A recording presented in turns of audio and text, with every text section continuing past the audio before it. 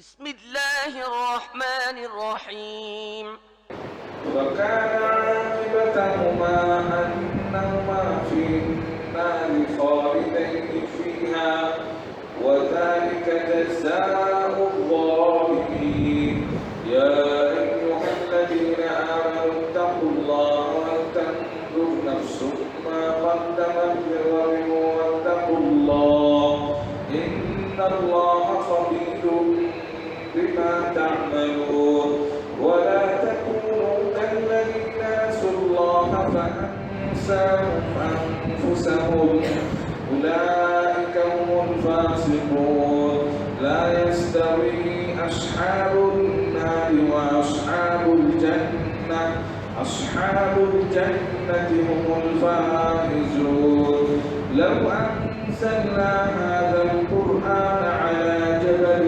لرأيته خاشعا متصدعا من خشية الله وتلك الأمثال نضربها للناس لعلهم يتفكرون والله الذي لا إله إلا هو عالم الغيب والشهادة هو الرحمن الرحيم هو الله الذي لا إله إلا هو الملك القدوس السلام المؤمن المهيمن العزيز الجبار المتكبر سبحان الله عما يشركون والله الخالق البارئ المصور له الأسماء الحسنى يسبح له ما في السماوات والأرض وهو العزيز الحكيم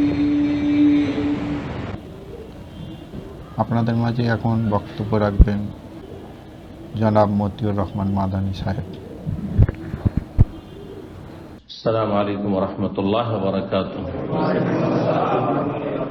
إن الحمد لله نحمده ونستعينه ونستغفره ونعوذ بالله من شرور أنفسنا ومن سيئات أعمالنا من يهده الله فلا مضل له ومن يضلل فلا هادي له وأشهد أن لا إله إلا الله وحده لا شريك له وأشهد أن محمدا عبده ورسوله صلى الله تعالى عليه وعلى آله وصحبه وسلم تسليما كثيرا أما بعد فقد قال الإمام البخاري رحمه الله تعالى باب قول الله تعالى واتخذ الله إبراهيم خليلا وقوله إن إبراهيم كان أمة قانتا لله حنيفا وقوله إن إبراهيم لأواه حليم।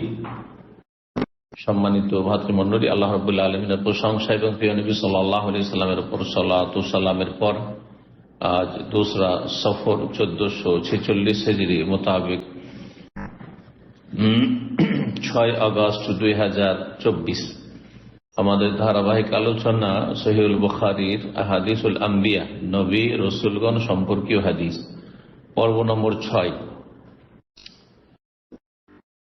বলছেন এতে ইমাম বুখারী রাহিমাহুল্লাহ এই অধ্যায় নম্বর 8, পর্ব নম্বর 6, কিন্তু সহিহ বুখারীর এই পর্বে অধ্যায় নম্বর 8। বাবু কওলিল্লাহি তাআলা, এই অধ্যায় হচ্ছে মহান আল্লাহর এই বাণীর তাফসীর সম্পর্কে। ইব্রাহিম আলাইহিস সালামের সম্পর্কে আলোচনা আছে। এই 3টি আয়াত এখানে নিয়ে এসেছেন, তা দিয়ে অধ্যায় শুরু করেছেন, আর তারপরে কয়েকটি হাদিস নিয়ে এসেছেন। মহান আল্লাহ বলছেন সূরা নিসার আয়াত 125-এ, ওয়াত্তাখাযাল্লাহু ইব্রাহিমা খলিলা, ইব্রাহিম আলাইহিস সালামকে আল্লাহ খলিল হিসাবে, অন্তরঙ্গ বন্ধু হিসাবে গ্রহণ করেছেন। খলিল অন্তরঙ্গ বন্ধু, যার ভালোবাসা, বন্ধুত্ব মানুষের ক্ষেত্রে বলছি প্রতিটি শিরা উপশিরাই যেন একাকার হয়ে গেছে, খুল্লাতুন থেকে। আর এখান থেকে খেলাল, দাঁতের খেলাল করা, মানে দাঁতের ফাঁকে ফাঁকে কড়ি ঢুকানো, বুঝেছে না?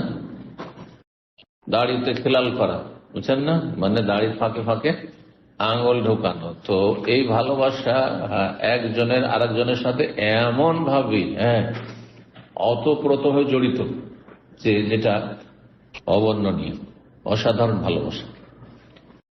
এমনি সাধারণ ভালোবাসা মহব্বত ভালোবাসা, ঠিক আছে। সাদাকা, সাদিক মানেও বন্ধু, আর হাবিব মানেও বন্ধু, প্রিয় ব্যক্তি, কিন্তু খলিল মানে অন্তরঙ্গ বন্ধু। আল্লাহ রাব্বুল আলামিন ইব্রাহিম আলাইহিস সালামকে খলিল হিসাবে গ্রহণ করেছেন, আর শেষ নবী মুহাম্মদ সাল্লাল্লাহু আলাইহি ওয়াসাল্লামকে আল্লাহ রাব্বুল আলামিন খলিল হিসাবে গ্রহণ করেছেন। নবী সাল্লাল্লাহু আলাইহি ওয়াসাল্লাম হাদিস রয়েছে, ফাইনাল্লাহ ইত্তাখাযানি খলিলা কামা ইত্তাখাযা ইব্রাহিমা খলিলা। যেমন আল্লাহ রাব্বুল ইব্রাহিম আলাইহিস সালামকে খলিল হিসাবে গ্রহণ করেছেন, তেমনি স্বীকৃতি দিয়েছেন, তেমনি আমাকেও স্বীকৃতি দিয়েছেন খলিল হিসাবে। এই আয়াত দলিল যে ইব্রাহিম আলাইহিস সালাম আল্লাহর খলিল ছিলেন, খলিলুল্লাহ। যে ওয়াকাউলিহি, মহান আল্লাহর এই বাণীর তাফসীর, দ্বিতীয় আয়াত সূরা নাহলের আয়াত নম্বর 120, ইন্না ইব্রাহিমা কানা উম্মাতান কানিতান লিল্লাহ। ইব্রাহিম আলাইহিস সালাম তিনি উম্মাহ ছিলেন। উম্মাহ ছিলেন প্রসিদ্ধ যেটি তাফসীর, সেটি হচ্ছে ইমাম। উম্মাতুন মানে ইমাম ছিলেন। তিনি তার পরবর্তী যত মানুষ এসেছে তাদের দ্বীনের, ঈমান, ইসলামের ইমাম। তারপরে যত নবী রসুল এসেছেন তার বংশের, ইব্রাহিম সাল্লামের পরে যত নবী রসুল এসেছেন সমস্ত তার বংশের, তার বংশের বাইরে কোনো নবী নেই। সমস্ত নবীগুলি বনু ইসরাইল হচ্ছে ইব্রাহিম আলাইহিস সালামের দ্বিতীয় ছেলে, ইসহাকের বংশোদ্ভূত। আর ইসমাইল আলাইহিস সালামের বংশে একজন নবী, তিনি সবচেয়ে শ্রেষ্ঠ নবী, তিনি হচ্ছেন মুহাম্মদ সাল্লাল্লাহু আলাইহি ওয়াসাল্লাম। এই ভিন্ন বাইরে কোনো নবী নেই। তাহলে কোরআনে কারিমে যে 25 জন নবীর কথা উল্লেখ করা হয়েছে, তাদের অধিকাংশ যেগুলি ইব্রাহিম আলাইহিস সালামের আগে এসেছেন সেগুলি বাদ, যেমন নূহ আলাইহিস সালাম, ইদ্রিস আলাইহিস সালাম, এরকম যারা, হুদ, সালেহ। কিন্তু ইব্রাহিম আলাইহিস সালামের পরে যেসব নবীরা এসেছেন, ইসহাক, ইয়াকুব, ইউসুফ, জাকারিয়া, ইয়াহিয়া, মূসা, ঈসা, দাউদ, সুলাইমান, সমস্ত আম্বিয়া বনি ইসরাইল, বনি ইসরাইলের আম্বিয়া। বনি ইসরাইল মানে ইয়াকুব আলাইহিস সালামের বংশধর। আর ইয়াকুব আলাইহিস সালামের দাদা হচ্ছেন ইব্রাহিম খলিলুল্লাহ, ইয়াকুব বিন ইসহাক বিন ইব্রাহিম। ইব্রাহিম আলাইহিস সালাম ইমাম ছিলেন।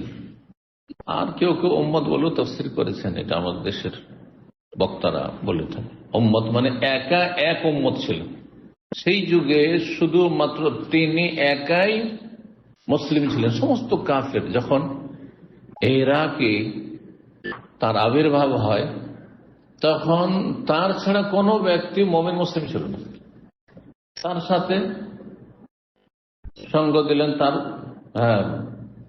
ভাইপো, ভাতিজা লূত আলাইহিস সালাম, একজন নবী, তিনিও নবী, আর তার স্ত্রী সারা রাদিয়াল্লাহু তাআলা।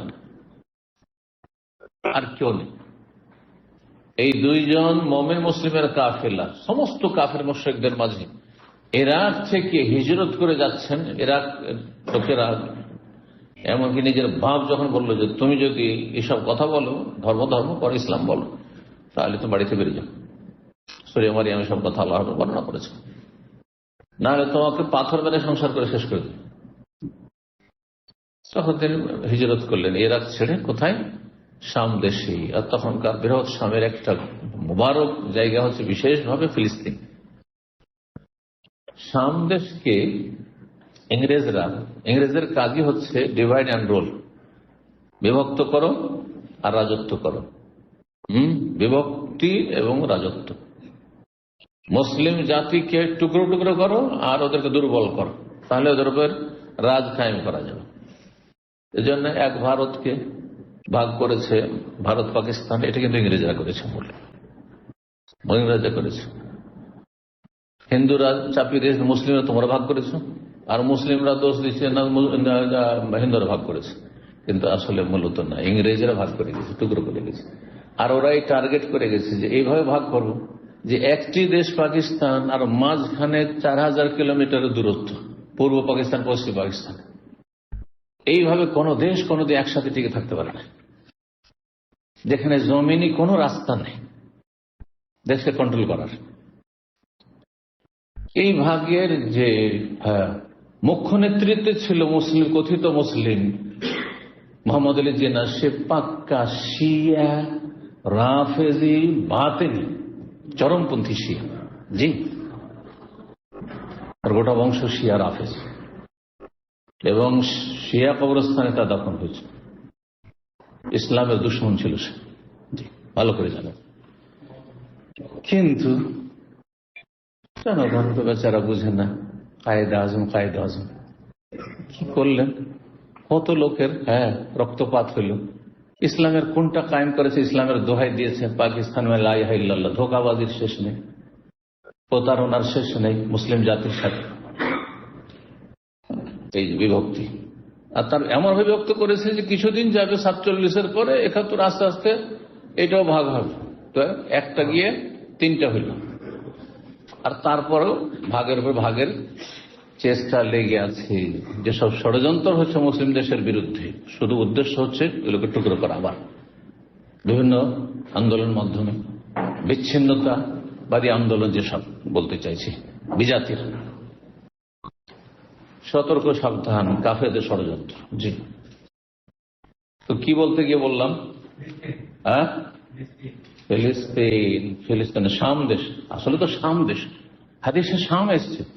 শাম দেশে তেজারতে যেতেন মক্কার লোকেরা, বাণিজ্যিক সফর, যেহেতু সেখানে ঠান্ডা বেশি, সুতরাং গ্রীষ্মকালে ওই দেশে যেতেন উত্তর দিকে, আর শীতকালে ইয়ামানে দক্ষিণ অঞ্চলে ব্যবসা করতে যেতেন। রেহলাতা শীতায় অস্থায়ী। এই শাম দেশকে কয় ভাগে ভাগ করেছে, এটা ইংরেজরা করেছে। প্রথম স্বাধীন করেছে মুসলিম খেলাফত, উসমানী খেলাফত থেকে 4 দেশে ভাগ করে, টুকরো করে। একটি মুসলিম দেশে 4 টুকরো করেছে। একটার নাম দিয়েছে সিরিয়া। শাম দেশ বলে কোন দেশের নামই নেই, মানচিত্র এখন পাবেন না শাম দেশ বলে কোন নাম। সেটা আপনার প্রাচীন নাম হয়ে গেছে সিরিয়া। 2 নম্বর হচ্ছে জর্ডন, 3 নম্বর ফিলিস্তিন প্যালেস্টাইন, 4 নম্বর লেবানন। আবার সেখানে ইহুদিরা বসিয়ে দিয়েছে ফিলিস্তিন দখল করার জন্য। সবগুলি করেছে কারা? ইংরেজ, ব্রিটিশ, এবং তাদের পৃষ্ঠপোষক, তাদের দোসর যারা এখন বর্তমানে আছে, এই ইহুদি খ্রিস্টানরা। সুতরাং সতর্ক সাবধান, ইসলামের শত্রুদের ষড়যন্ত্র থেকে সবসময় আল্লাহ হেফাজত করুন। মুসলিম দেশগুলো আল্লাহ হেফাজত করুন, ইসলামের আল্লাহ হেফাজত করুন। ইন্না ইব্রাহিম কানা উম্মাতান কানিতান লিল্লাহ, তিনি ইমাম ছিলেন এবং আল্লাহর অনুগত ছিলেন। কানিতান মানে মুতিআন, মানে অনুগত, আল্লাহ রাব্বুল আলামিনের পুরোপুরি অনুগত। চিন্তা করা যায় যে তাকে যে যে হুকুমগুলো হয়েছে, আমাকে আপনাকে যদি হয়, পারবেন? যদি বলে আপনার ছেলেকে কুরবানি করতে হবে, আপনার স্ত্রীকে, আপনার ছেলেকে নিয়ে গিয়ে বনবাস দিয়ে আসতে হবে, সে বুড়ো অবস্থায় 80 বছর বয়স, 90 বছর বয়স, তখন তো বাচ্চা পেলাম, কত মায়া। যত বয়স বেশি হয় তত বেশি কিন্তু ছেলে মেয়েদের ক্ষেত্রে মানুষ দুর্বল হয়ে যায়। দেখবেন যার ছেলে মেয়ে আছে, যৌবনকালে ছেলে মেয়েকে মারধর করেছেন শাসনের জন্য, কিন্তু বুড়ো হওয়ার পরে সে ছোট বাচ্চাগুলিকে গায়ে বডি হাত দেননি, বকাবকি করেন না, এত মায়া বেড়ে গেছে। পরীক্ষিত, পরীক্ষিত। এই দুর্বল সময়টাই, মন দুর্বল, শরীর দুর্বল, সেই সময় আল্লাহ রকম হচ্ছে, যাও স্ত্রীকে রেখে আসো। যেমন তোমার কাছে 1 মাস আসতে, 1 মাস যেতে, সামদেশ থেকে, ফিলিস্তিন থেকে মক্কা। চিন্তা করুন, তো আপনার যদি হুকুম হয়, যান বাংলাদেশ থেকে নিয়ে গিয়ে ওই বন জঙ্গলে কোথাও ফেলে আসেন, আপনি পারবেন? আল্লাহু আকবার, অবাধ্য হয়ে যাবেন। কানিতান লিল্লাহ, আল্লাহর অনুগত, যা হুকুম হচ্ছে। তার মধ্যে একটি হুকুম আসছে, 80 বছর বয়সে আল্লাহ খাতনার বিধান দিচ্ছে, খাতনা করো। নিজের খাতনা নিজেই করছেন।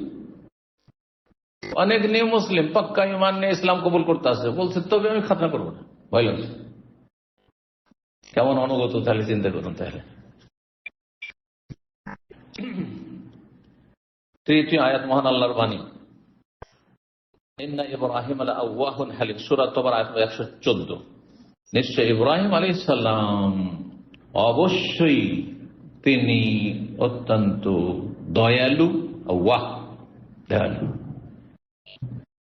আর হালিম সহনশীল, ধৈর্যশীল, হালিম ছিলেন।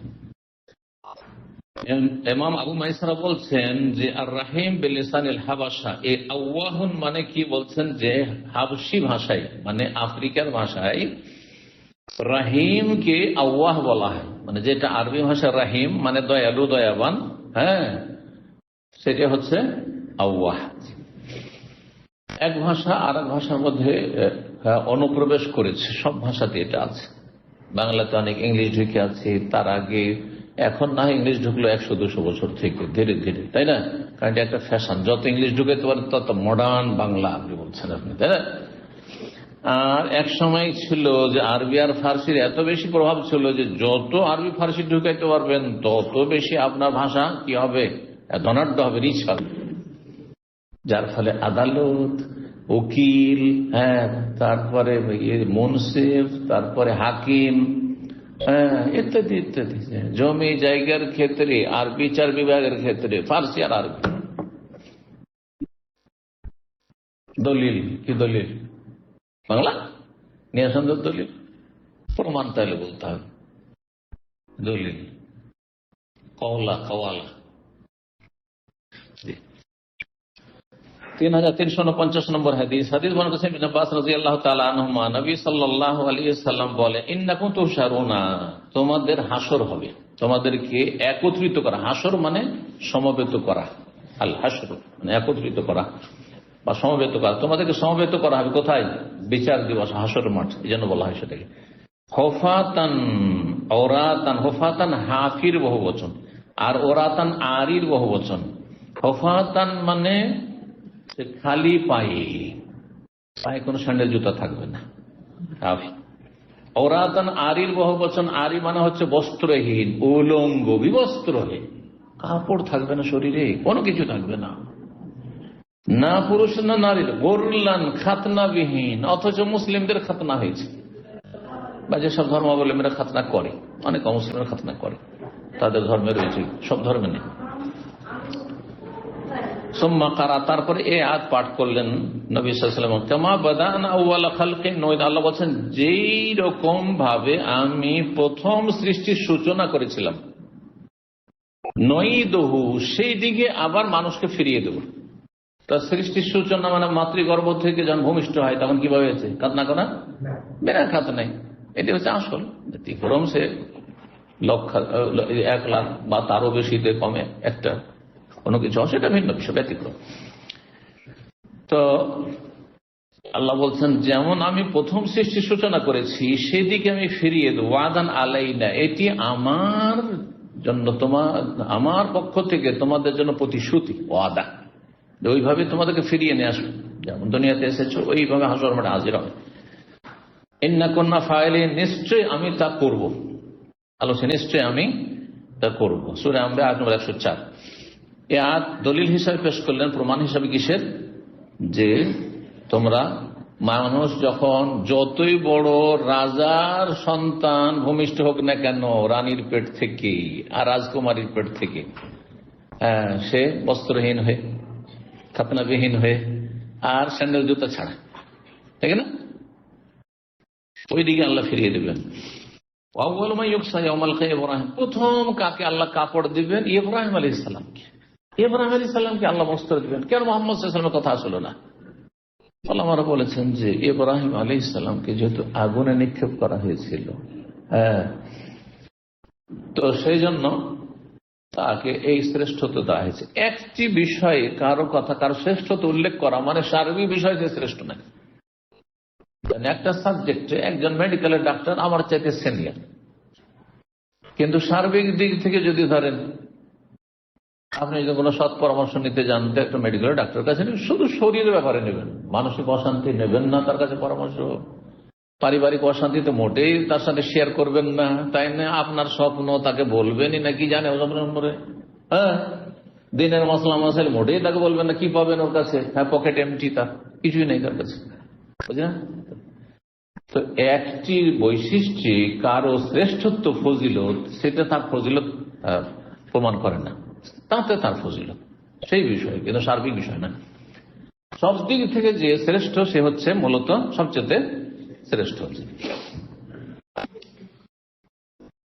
ইব্রাহিম আলী ইসলামকে প্রথম কাপড় পরানো হবে। ওয়াইন্না ওনাসা মিন আসহাবি বলছেন আর কিছু আমার সাথী সঙ্গীগণকে দেখতে পাবো হাসর মাঠে। নবী সাল্লাল্লাহু আলাইহি ওয়াসাল্লাম ইউখাযু বিমিযাতাশ শিমাল, তাদেরকে ধরে নিয়ে যাওয়া হবে বাম দিকে। আর বাম দিকে জাহান্নাম, মানে জাহান্নামের দিকে তাদেরকে তাড়িয়ে নিয়ে যাওয়া হচ্ছে সবার। আশ্চর্য, নবী সাল্লাল্লাহু আলাইহি ওয়াসাল্লামের সাথী সঙ্গী। সাথী সঙ্গীর দুটো অর্থ, একটা হচ্ছে সাহাবায়ে কেরাম, তারা এক যুগে নবী সাল্লাল্লাহু আলাইহি ওয়াসাল্লামকে দেখেছেন, ইসলাম কবুল করেছেন, হ্যাঁ স্বচক্ষে দেখে সাক্ষাৎ ঘটেছে। সাহাবী হওয়ার পরে জাহান্নামে নিয়ে যেত দেখে, সাহাবী ছিলেন তারা একসময়। আর আরেকটি অর্থ হচ্ছে সঙ্গী মানে আমার অনুসারী, তারা মানে আমার উম্মতের লোক।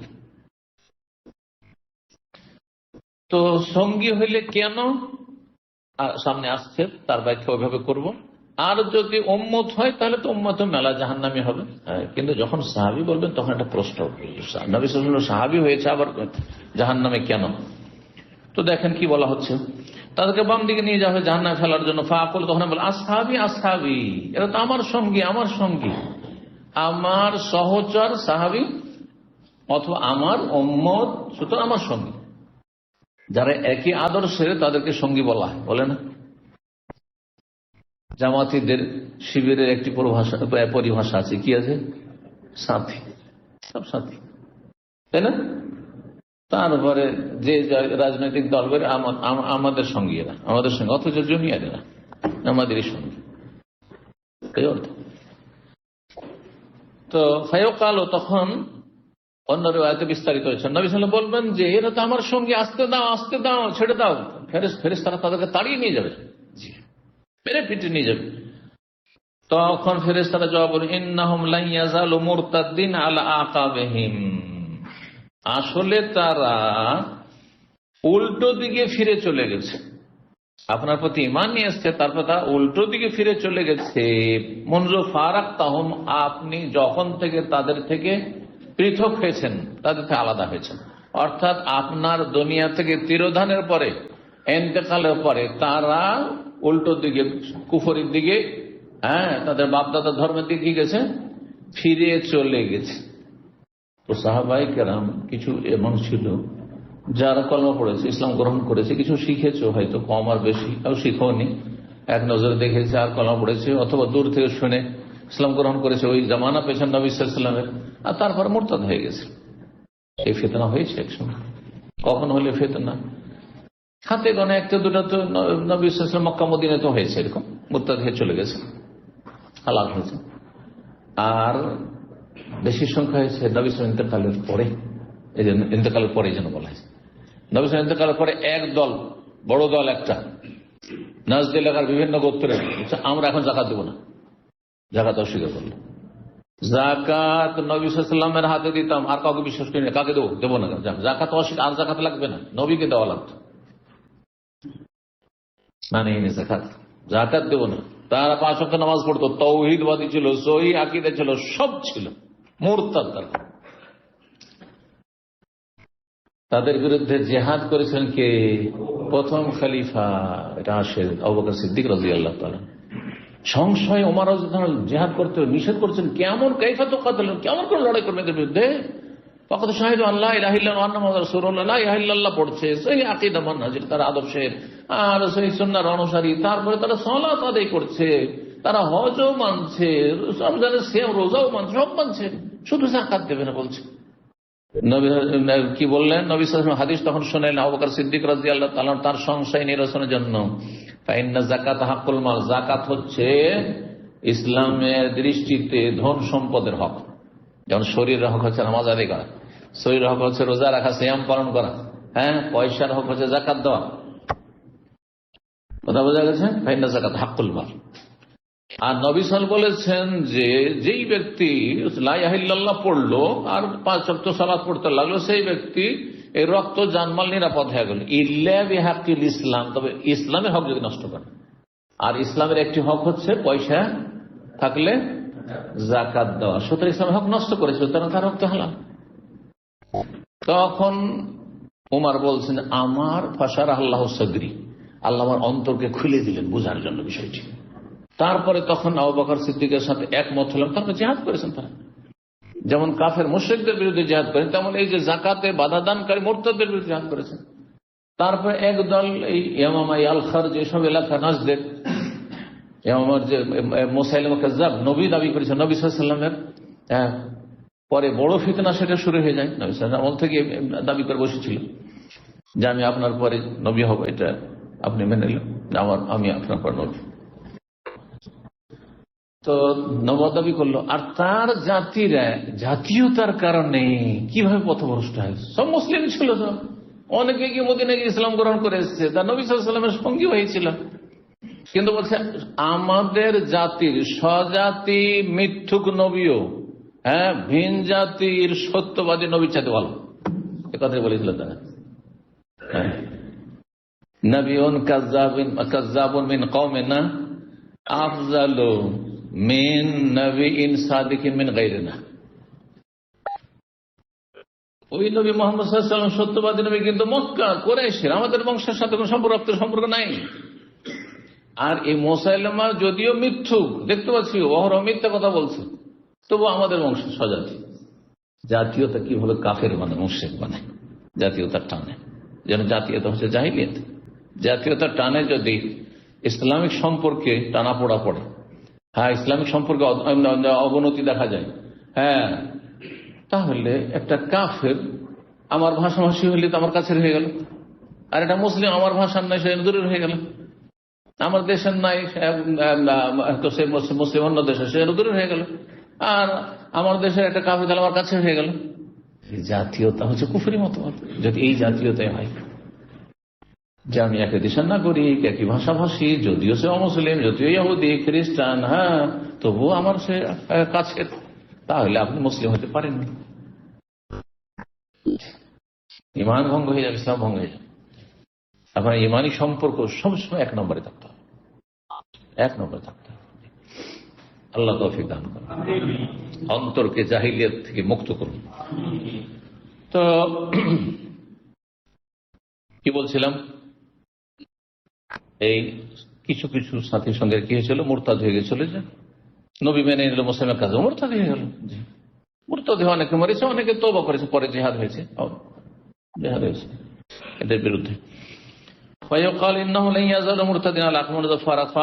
তখন নবী সাল্লাল্লাহু আলাইহি ওয়াসাল্লাম বলবেন, অন্য হাদিসে রয়েছে যে ফেরেশতা ইন্নাকা লা তাদরি, নবী আপনি জানেন না।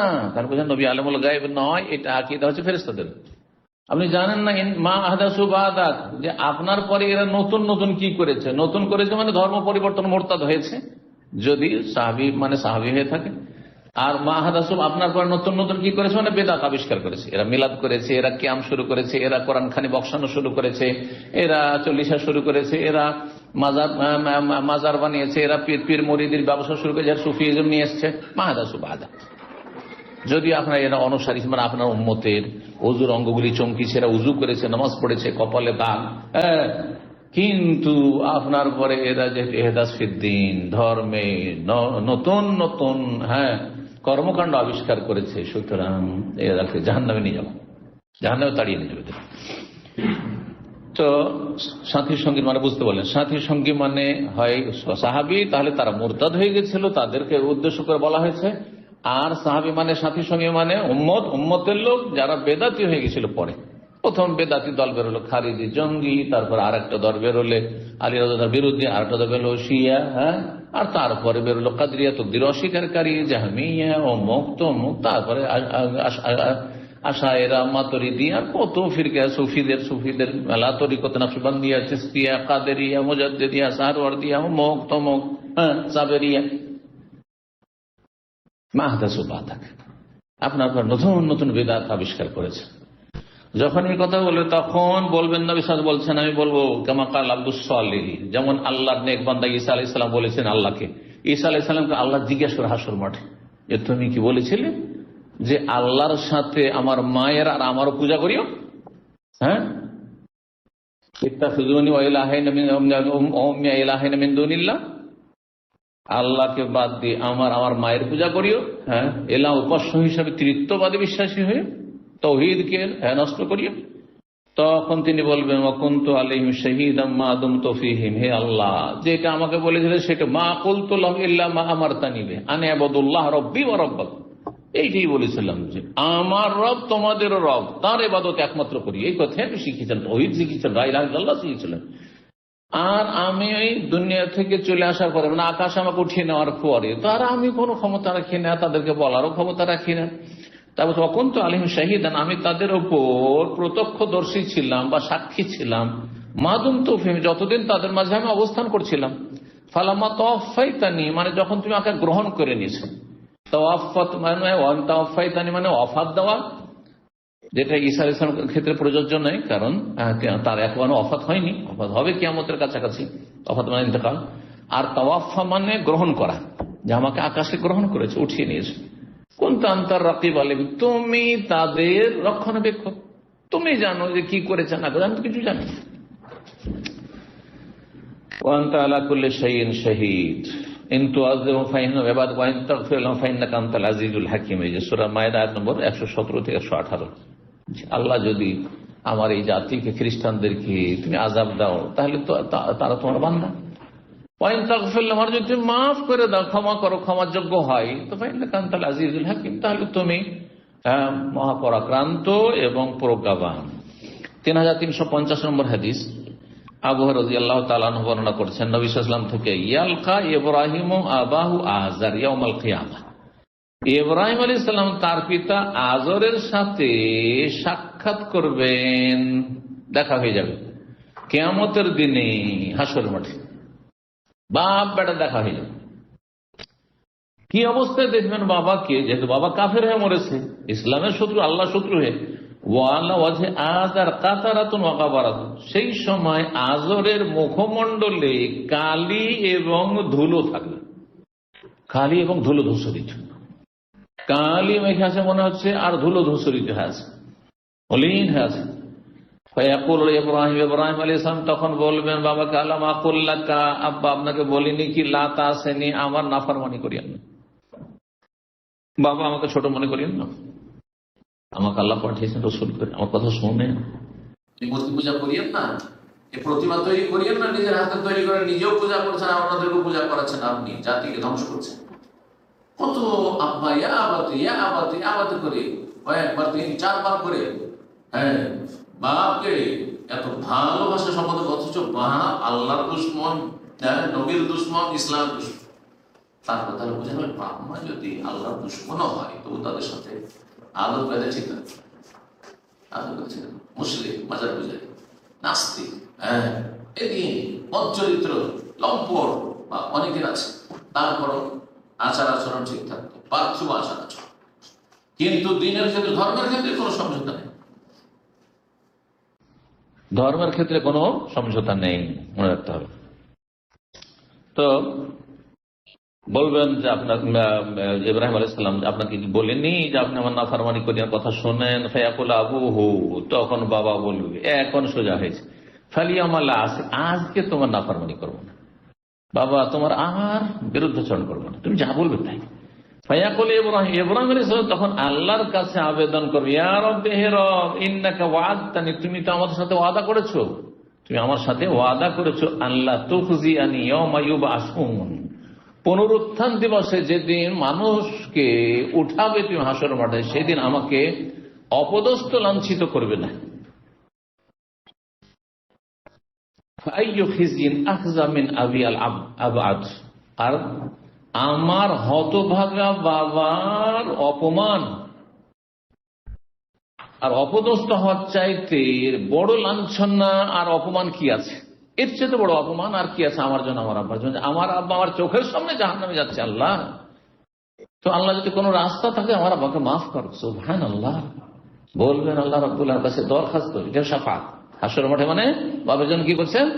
সুপারিশ। কিন্তু কাফের জন্য সুপারিশ গ্রহণযোগ্য নয়, খলিলুল্লাহ করলেও, আল্লাহর অন্তরঙ্গ মধ্যে ইব্রাহিম আলাইহিস সালাম করলো, মুহাম্মদ সাল্লাল্লাহু আলাইহি ওয়াসাল্লাম করলো। এটা হচ্ছে এই কোরআন হাদিসের কথা। দেখেন কি হচ্ছে। আপনি যে বলেছেন আমাকে লাঞ্ছিত করব না, তো আমি তো আজ এর চেয়ে বড় লাঞ্ছনা কি, যে সবাই দেখতে পাচ্ছে যে আমি ইব্রাহিম দাঁড়িয়ে আছি আর অসংখ্য মানুষ তাকাচ্ছে আমার সামনে, আমার বাবা জাহান্নামে ফেলা হচ্ছে। হ্যাঁ, সঠিক। ফায়াকুলুল্লাহ তাআলা, মহান আল্লাহ বলবেন, ইন্নী হারামতুল জান্নাত আলাল কাফিরিন, আমি কাফেরদের জন্য জান্নাতকে হারাম করেছি। আর তোমার বাবা কাফের হয়ে মরেছে, তো কি করে তাকে জান্নাত দেবো, আর কি করে মাফ করে দেবো? ও যদি কালেমাটা পড়ে নিত তো মাফ করে দিত। এই কথা বলে নবী সাল্লাল্লাহু আলাইহি ওয়াসাল্লাম চাচাকে, আবু তালেবকে, যাকে সবচেয়ে হালকা আযাব হবে, পায়ের তলে আগুন থাকবে স্যান্ডেলের মতো, হ্যাঁ চটির মতো, আর তাতে মগজ টকবক করে ফুটবে, বলেছেন যে চাচা কিছু করলেন না, না করেন কিছুই করলেন না, কিন্তু শুধু কালেমাটা পড়েন, যাতে করে আল্লাহর সামনে আমি বলতে পারি, এটাকে হুজ্জত পেশ করে, যে আমার চাচা মুসলিম হয়েছে, আমার চাচা মুসলিম হয়েছে। বলছেন যে সুম্মা ইউকালু, তারপরে বলা হবে ইব্রাহিম আলাইহিস সালামকে, ইয়া ইব্রাহিম, ইব্রাহিম মা তাহতা রিজলাইক, তোমার দুই পায়ের দিকে তাকাও, তোমার দুই পায়ের দিকে তাকিয়ে দেখো যে নিচে কি পড়ে আছে।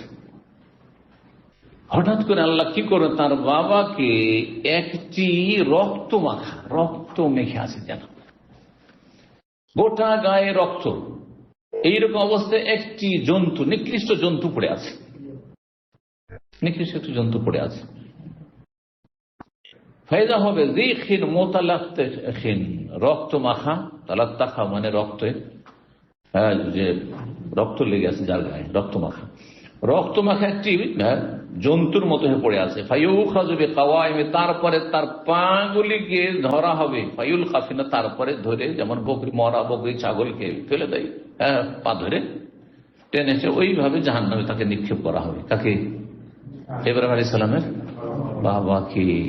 ইব্রাহিম আলাইহিস সালাম আল্লাহর কাছে মুহাম্মদ সাল্লাল্লাহু আলাইহি ওয়াসাল্লাম পরে সবচেয়ে শ্রেষ্ঠ মানুষ, সবচেয়ে শ্রেষ্ঠ মানুষ।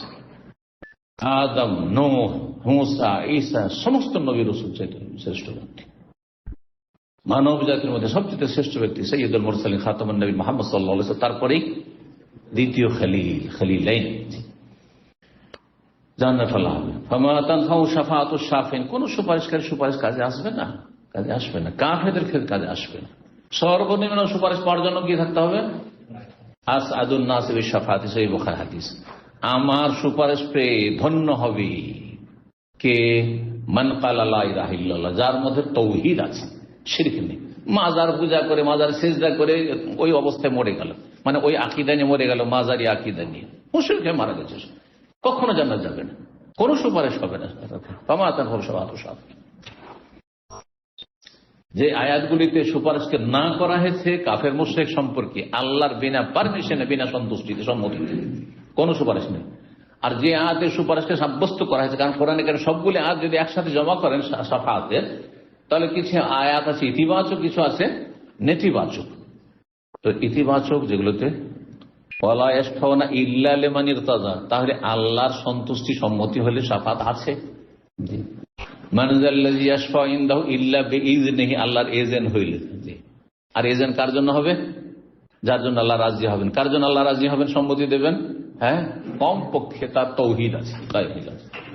মুসলিম ফাসিক পাপিষ্ঠ, তারও সুপারিশ হবে, কিন্তু মুশরিকের হবে না, নাস্তিকের হবে না, আর আকীদার মুনাফিকের হবে না। যারা ঈমান ভঙ্গ করে মারা গেছে, সাহের জাদুকর, ঈমান ভঙ্গকারী যাদের আকীদা আমল ছিল, তাদের জন্য কোনো সুপারিশ নেই, কারণ তারা ইসলামের গণ্ডি থেকে বেরিয়ে চলে গেছে। 3351 নম্বর হাদিস, হাদিস বর্ণনা করেছেন আব্দুল্লাহ বিন আব্বাস রাদিয়াল্লাহু তাআলা আনহুমা। তিনি বলেছেন, দাখালান নবী সাল্লাল্লাহু আলাইহি ওয়াসাল্লাম বাইতুল্লাহ, নবী সাল্লাল্লাহু আলাইহি ওয়াসাল্লাম প্রবেশ করলেন, মক্কা বিজয়ের পরে বাইতুল্লাহ প্রবেশ করলেন। ওয়াজাদা ফিহি সূরাতে ইব্রাহিম, সেখানে গিয়ে দেখলেন ইব্রাহিম আলাইহিস সালামের ছবি অঙ্কন করা আছে। আর কার? ওয়া সূরাত মারইয়াম, মারইয়াম আলাইহাস সালামের, ঈসা আলাইহিস সালামের মায়ের। সুবহানাল্লাহ, যেমন আজকালকার মন্দিরে আর চার্চে ছবি অঙ্কন করা আছে, মূর্তিও স্থাপন করা আছে আর ছবি অঙ্কন করা আছে। সুতরাং দেয়ালে ছবি অঙ্কন করে রাখা বা ছবি ঝুলিয়ে রাখা বা মূর্তি স্থাপন করা, স্ট্যাচু স্থাপন করা, এগুলি হারাম কাবিরা গুনাহ। আর এগুলিকে গড়িয়ে দেওয়ার জন্য নবী সাল্লাল্লাহু আলাইহি ওয়াসাল্লাম আলী রাদিয়াল্লাহু তাআলা আনহুকে পাঠিয়েছেন। সুতরাং কেউ যদি করে থাকে সওয়াবের কাজ করেছে, ফরজ ওয়াজিব আদায় করেছে। তবে আইনকে শ্রদ্ধা করে, যেখানে আইন আছে সেখানে যাকে আল্লাহ ক্ষমতা দিয়েছেন, হ্যাঁ, শাসককে আল্লাহ ক্ষমতা দিয়েছেন, তিনি করবেন। জনগণ করলে সেখানে ফিতনা ফাসাদ হইতে পারে, যেখানে ফিতনা ফাসাদের আশঙ্কা আছে সেখানে করবেন না।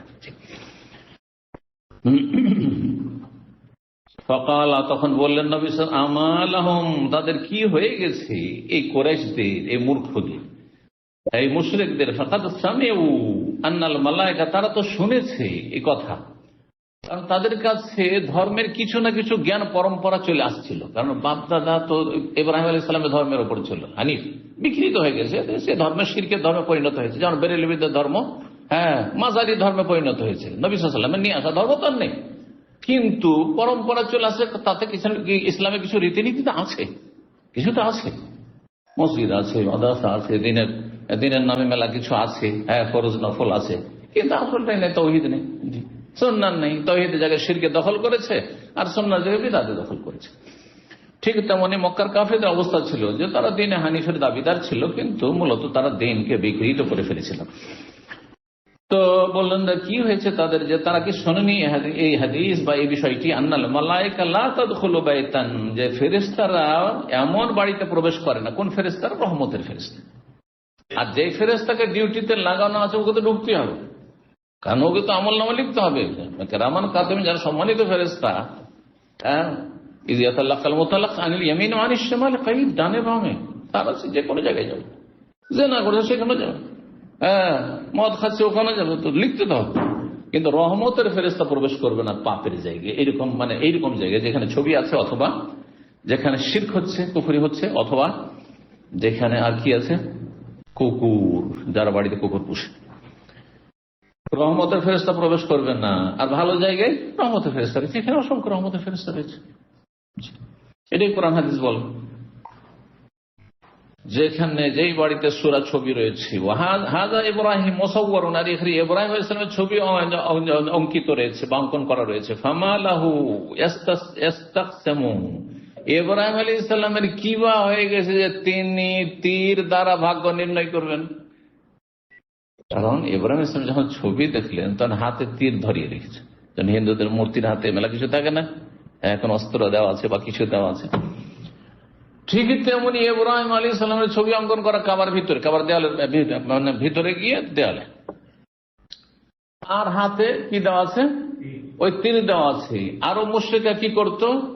অলৌকিক লক্ষণ তাদের ছিল, ভাগ্য নির্ণয় করে। ইস্তিকসাম বিল আসলাম, কোরআনে কারিমে ওয়ান তাস্তাকসিমু বিল আসলাম, জুয়ার সাথে, শিরকের সাথে, মদের সাথে আল্লাহ বর্ণনা করেছেন এই কবিরা গুনাহগুলি, ময়া অপরাধের সাথে আল্লাহ বর্ণনা করেছেন এটাকে ভাগ্য নির্ণয় করা কোনো কিছু দিয়ে। জি, আজকে এটা লক্ষণ দেখলাম তো ভাগ্য ভালো হবে, এটা দেখলাম তো ভাগ্য মন্দ হবে, মন্দ হয়ে যাবে, সুতরাং যাবো না, করবো না, এটা শিরক। এটা শিরক, যেটা কারণ নয় সেটাকে এই বিষয়গত জুমাতে আলোচনা করা হয়েছে জুমার খুতবার অনুবাদে। তো যাই হোক, তারা করতো কি, 3 রকমের তীর রাখতো, একটা ইফাল, আর একটা লাতাফাল, আর একটা লাহারাজ। তীরকে বের করতো, তীরের যে কভার আছে, থলে আছে, থলে থেকে বের করতো। আর তারপরে যদি ইফাল, জালে চলে গেল, সফরে গেল বা কাজে গেল, ব্যবসায়তে গেল, কোন একটা সিদ্ধান্ত নিয়েছিল ওটাতে গেল। আর লাতাফাল নানা যাওয়া যাবে না, একেবারে শুভ হবে না, অশুভ হয়ে যাবে। এই শুভ অশুভ হিন্দুদের মধ্যে অনেক বেশি রয়েছে, আর হিন্দুদের পাশাপাশি বসবাসের জন্য আমাদের অধিকাংশ মুসলমান আকীদাই বরাবর এরকম। জি, অনেক কিছুকে অশুভ মনে করে। অমুক দিনে ভিক্ষা দেওয়া যাবে না, রাতে বাড়িতে কোনো কিছু ধার দেওয়া যাবে না, এই সব তো অহরহ আমাদের দেশে নামাজি মহিলাদের মধ্যে এইসব শিরকি আকীদা রয়েছে।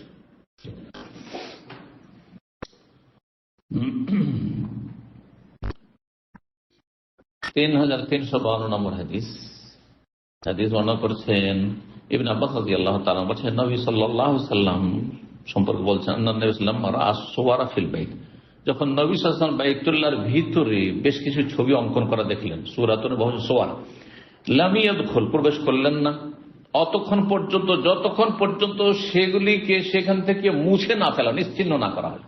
গুড়িয়ে ফেলাও, যদি সে প্রতিমূর্তির আকারে থাকে আর দেয়ালে থাকলে মুছে ফেলাম। তারপর তাহলে বোঝা গেল যে অন্যায়ের প্রতিবাদের ক্ষেত্রে যদি সম্ভব হয় আপনার পক্ষে, তাহলে যতক্ষণ সেখান থেকে অন্যায়কে মুছে না ফেলবেন সেখানে হাজির হবেন না। বিয়ের শাড়িতে অনেক অন্যায় কাজ হচ্ছে আমাদের দেশে, হচ্ছে না? আপনি এমন বিয়েতে গেছেন যেখানে ঢোল ঢাক বাজছে, গান হচ্ছে, অথবা নারী পুরুষ একাকার হয়ে আছে, একসাথে খাওয়া দাওয়া করছে, একসাথে এক মজলিসে বসে আছে, যে কোনো মজলিসে পাপ কিছু দেখছেন, সেখানে আপনাকে দাওয়াত দেওয়া হয়েছে, গিয়ে সাথে সাথে ফিরে আসবেন। নবী সাল্লাল্লাহু আলাইহি ওয়াসাল্লাম কাবার ঘরে ঢুকলেন না, কারণ এখানে কি রয়েছে? ছবি অঙ্কন করা আছে। যতক্ষণ সেগুলো মুছে না ফেলা হবে। ঠিক আছে, মহিলাদের আলাদা করো আর পুরুষদের আলাদা করো খাওয়ার ব্যবস্থা অথবা বসার ব্যবস্থা, তাহলে আমি আছি, না না চললাম। এটা চিন্তার মুনকার, যার 3টি স্তর সহিহ মুসলিম হাদিসে রয়েছে। বল প্রয়োগ করা, যাদের বল প্রয়োগ করার অধিকার রয়েছে বা ক্ষমতা রয়েছে, আর যাদের বৈধতা রয়েছে, আর না হলে জবান দ্বারা, অন্তর থেকে ঘৃণা করা। অন্তর থেকে ঘৃণা করা মানে ওখানে বসে যাওয়া।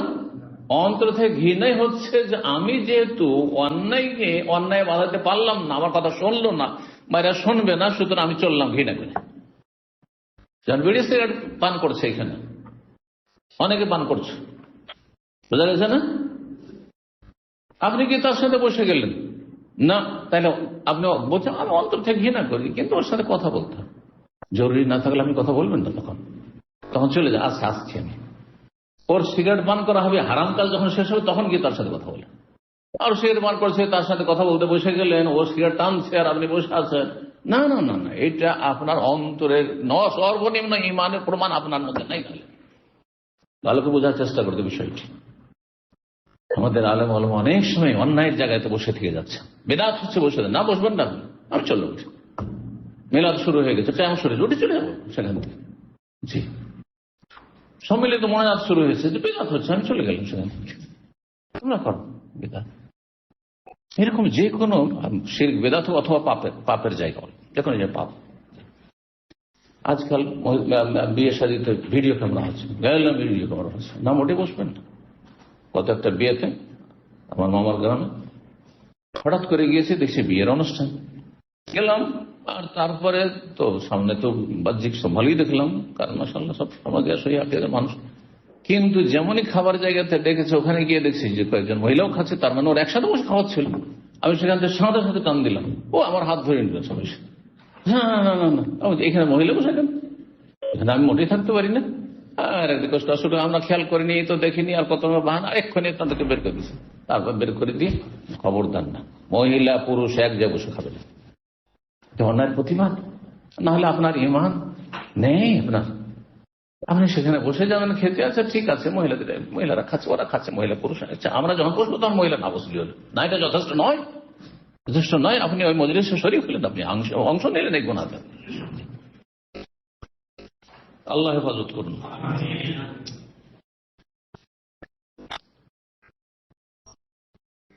তো নবী সাল্লাল্লাহু আলাইহি ওয়াসাল্লাম যখন ছবিগুলি দেখলেন, লাম ইয়াদখুল, অতক্ষণ ঢুকলেন না, হাত্তা আমারা বিহা ফামুহা, যতক্ষণ নির্দেশ দিলেন না কিছু লোককে, ফামুহা, সেগুলিকে মুছে না ফেলা, নিশ্চিহ্ন না করা হলো।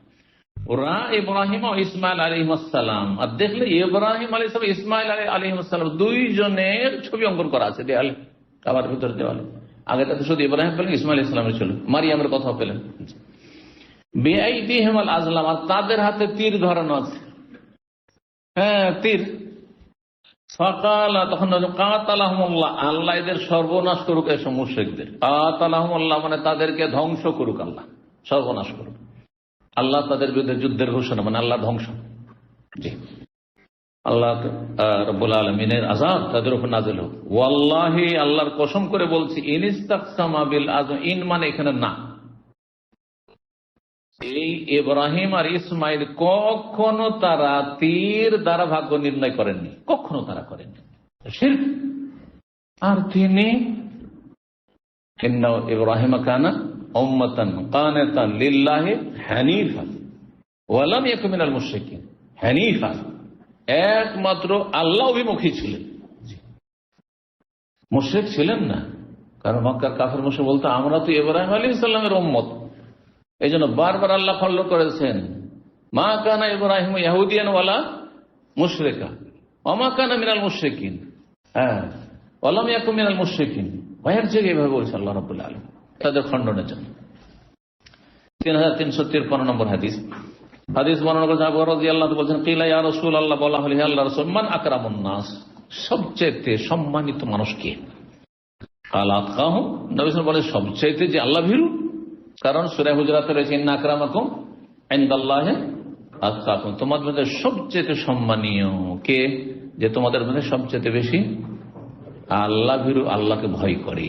তাহলে সে একটা ডোমের ছেলে হতে পারে, ডোমের ছেলে মুসলিম হয়ে গেছে, মেতরের ছেলে পায়খানা পেছনে তো মুসলিম হয়ে গেছে, বা পায়খানা পেশাব সাফ করছে, মুসলিম পায়খানা পেশাব সাফ করছে, কিন্তু সলাতের রক্ত আসতে এসে গোসল করে নিল আর তার কাপড় চোপড় পবিত্র করে তারপরে রক্তে সলাত আদায় করতে আসে, এই আকিদ। হ্যাঁ, মুত্তাকি, আল্লাহকে ভয় করে, প্রত্যেকটি হারাম থেকে বাঁচে। আর একজন পরম্পরা আলেমের সন্তান, 14 পুরুষ আলেম আর আলেম, কিন্তু জালেম, বেদাতি আলেম অথবা বেআমল আলেম সন্তান। অনেকে পরিচয় দেয় যে আমার দাদা আলেম ছিল, যে আমার বাবা আলেম ছিল, একজন জান্ন শিক্ষিত বলছে যে ওর কিছু নেই, দেখে বোঝা যায় যে মুসলমান। বলছে আমার আব্বা বড় আলেম ছিলেন, তাহলে তাতে আপনার লাভ কি? আপনার লাভ কি যদি আপনার আমল এরকম খারাপ হয়? তাহলে নবী সাল্লাল্লাহু আলাইহি ওয়াসাল্লাম বলছেন, মান বাত্তাবিহি আমালুহু লাম ইউসরি বিহি নাসাবুহু। কারো আমল যদি তাকে পিছিয়ে দেয়, পিছন দিকে ধাক্কা দিয়ে দেয়, তাহলে তার বংশীয় মর্যাদা তাকে এগিয়ে দিতে পারে না, অগ্রগামী করে দিতে পারে না, বংশ দিয়ে কোনো কাজ হবে না। তো যে বেশি পরহেজগার, ফাকালু, তখন সাহাবীরা বলে, ইয়া রাসূলুল্লাহ লাইসা আন হাযা নাসালুকা, এই বিষয়টি জিজ্ঞেস করি, এটা তো কোরআনে আছে, আমরা জানি। অন্য আরেকটি বিষয়, মানে আমাদের আরব বংশগুলিতে কোন বংশ বেশি শ্রেষ্ঠ প্রশ্ন করলেন, কিন্তু নবী সাল্লাল্লাহু আলাইহি সাল্লামের কাছে বিষয়টি স্পষ্ট করে তারা ক্লিয়ার করে বললেন না। আসল উদ্দেশ্য তাদের ছিল যে আরব বংশের মধ্যে কোন বংশটি বেশি শ্রেষ্ঠ বা কোন লোকগুলি বেশি শ্রেষ্ঠ, কিন্তু নবী সাল্লাল্লাহু আলাইহি ওয়াসাল্লামের কাছে ক্লিয়ার না করে দ্বিতীয় জবাব দিলেন, বলছে এইটাও আমাদের উদ্দেশ্য ছিল না প্রশ্নের। বললেন যে এই বিষয়ে জিজ্ঞাসা, তারা বলছেন যে লাইসা আন হাযা নাসালুকা, আপনাকে এই বিষয়ে জিজ্ঞাসা করছি না। তাহলে বংশ হিসেবে যদি জিজ্ঞাসা করো, তো বংশীয় মর্যাদার দিক থেকে ইউসুফ আলাইহিস সালামের মতো শ্রেষ্ঠ মানুষের কেউ নেই। কারণ ইউসুফ আলাইহিস সালামের বাপও নবী, ইউসুফ বিন ইয়াকুব, তার দাদাও নবী, কে? ইসহাক, আর তার দাদার বাবা ইব্রাহিম খলিলুল্লাহ। পরম্পরা 4 পুরুষ হচ্ছে নবী রসুল, নবী রসুল। সুবহানাল্লাহ, এর চাইতে শ্রেষ্ঠ বংশীয় পরম্পরা নসব কোথাও নেই, বললেন নবী সাল্লাল্লাহু আলাইহি ওয়াসাল্লাম। ভাই ইউসুফ নবীউল্লাহ, যিনি আল্লাহর নবী, ইবনু নবীউল্লাহ, আল্লাহ নবীর সন্তান, ইবনু নবীউল্লাহ, আল্লাহ নবীর সন্তানের সন্তান, ইবনু খলিলুল্লাহ, আল্লাহর খলিল, সন্তানের সন্তানের সন্তান। কালু, সাহাবীরা বলছেন লাইসা আন হাযা নাসাব, এটাও জিজ্ঞাসা করিনি, জিজ্ঞাসা করেছি আমাদের আরবদের মধ্যে কোন বংশটি বেশি শ্রেষ্ঠ বা কোন লোকগুলি বেশি শ্রেষ্ঠ। কালাফান, তখন বলছে মাদানিল আরব, আরবদের বংশগুলি সম্পর্কে জিজ্ঞাসা করছে। মাদেনের বহু বচন, মাদেন মানে হচ্ছে খনি। তো আরবদের খনি মানে কি? এই খনি নয়, স্বর্ণের খনি আর তেলের খনি নয় আর গ্যাসের খনি নয়, কিসের খনি? বংশের খনি। জি, তো আরো বংশগুলি সম্পর্কে জিজ্ঞাসা করছি। বলছেন নবী সাল্লাল্লাহু বলছেন তাহলে আরো বংশগুলি সম্পর্কে জিজ্ঞাসা করছো তাসআলুন? তখন বলছে হ্যাঁ। তো বললেন খেয়ারুহুম ফিল জাহিলিয়াতে খেয়ারুহুম ফিল ইসলাম, যারা জাহিলি যুগে ভালো বংশ, সম্ভ্রান্ত বংশের ছিল, ইসলাম যদি কবুল করে তার বেশি সম্ভ্রান্ত। কিন্তু শর্ত হচ্ছে ইসলামে আসার পরে এজা ফাকিহু, যখন তারা দ্বীন সম্পর্কে জ্ঞান অর্জন করবে, আলেম হবে, ফাকিহ হবে, মুহাদ্দিস হবে, কোরআন সুন্নাহর জ্ঞান হাসিল করবে, দলিল জানার চেষ্টা করবে, জেনে চোখ খুলে ইসলামের আমল করবে, ওহীর জ্ঞান অর্জন করবে, তাহলে ইলম মানুষকে কি করে? উন্নীত করে। ইয়ারফাইল্লাহুল্লাযীনা আমানু মিনকুম ওয়াল্লাযীনা উতুল ইলমা দারাজাত। মুমিনদেরকে আল্লাহ উন্নীত করেছেন, আর উন্নীত করেছেন যাদেরকে ঈমানের সাথে সাথে উতুল ইলমা, জ্ঞান দেওয়া হয়েছে, কোরআন সুন্নাহর ওহীর জ্ঞান দেওয়া হয়েছে, দারাজাত, বহু মর্যাদায় উন্নীত করেছেন আল্লাহ রাব্বুল আলামিন। সুবহানাল্লাহ। এজন্য সত্যি আলেম যদি বা আমল হয়, তাওহীদ সুন্নাহ প্রতিষ্ঠাকারী হয়, তাওহীদ সুন্নাহর দায়ী হয়, আর শিরক বিদআতের বিরুদ্ধে সোচ্চার হয়, আর যদি আমল ওয়ালা পরেজগার ব্যক্তি হয়, তাকওয়াওয়ালা ব্যক্তি, হালাল হারামে তামিজ রয়েছে এবং পদে পদে নিজের মুহাসাবা করে, তাকওয়া রয়েছে, জহদ রয়েছে, আখিরাতমুখী, দুনিয়াবিমুখ, এসব বৈশিষ্ট্যগুলি যদি থাকে, তাহলে আম্বিয়া রাসূলগণের পরে মর্যাদা আপনার সালাফে সালেহিনের পরে সাহাবায়ে কেরাম, আর করুণে মুফাদ্দালা তাবেঈন, তাবা তাবেঈন, তারপরে আলেম ওলামা। আর আলেম ওলামা কেরামের শীর্ষস্থানীয় হচ্ছে হ্যাঁ, আবু হানিফা, শাফি, মালিক, আহমদ রাহিমাহুল্লাহ, আর মুহাদ্দিসিন বুখারী, মুসলিম, আবু দাউদ, নাসাঈ, তিরমিজি, ইবনে মাজাহ, ইবনে তাইমিয়া, হ্যাঁ, ইবনুল কাইয়িম ইত্যাদি ইত্যাদি। হ্যাঁ, এইরকম যতগুলি যুগে যুগে আছেন আর যেখানে আছেন, এর চাইতে যারা ছোট আছেন তারাও। কিন্তু শর্ত কি?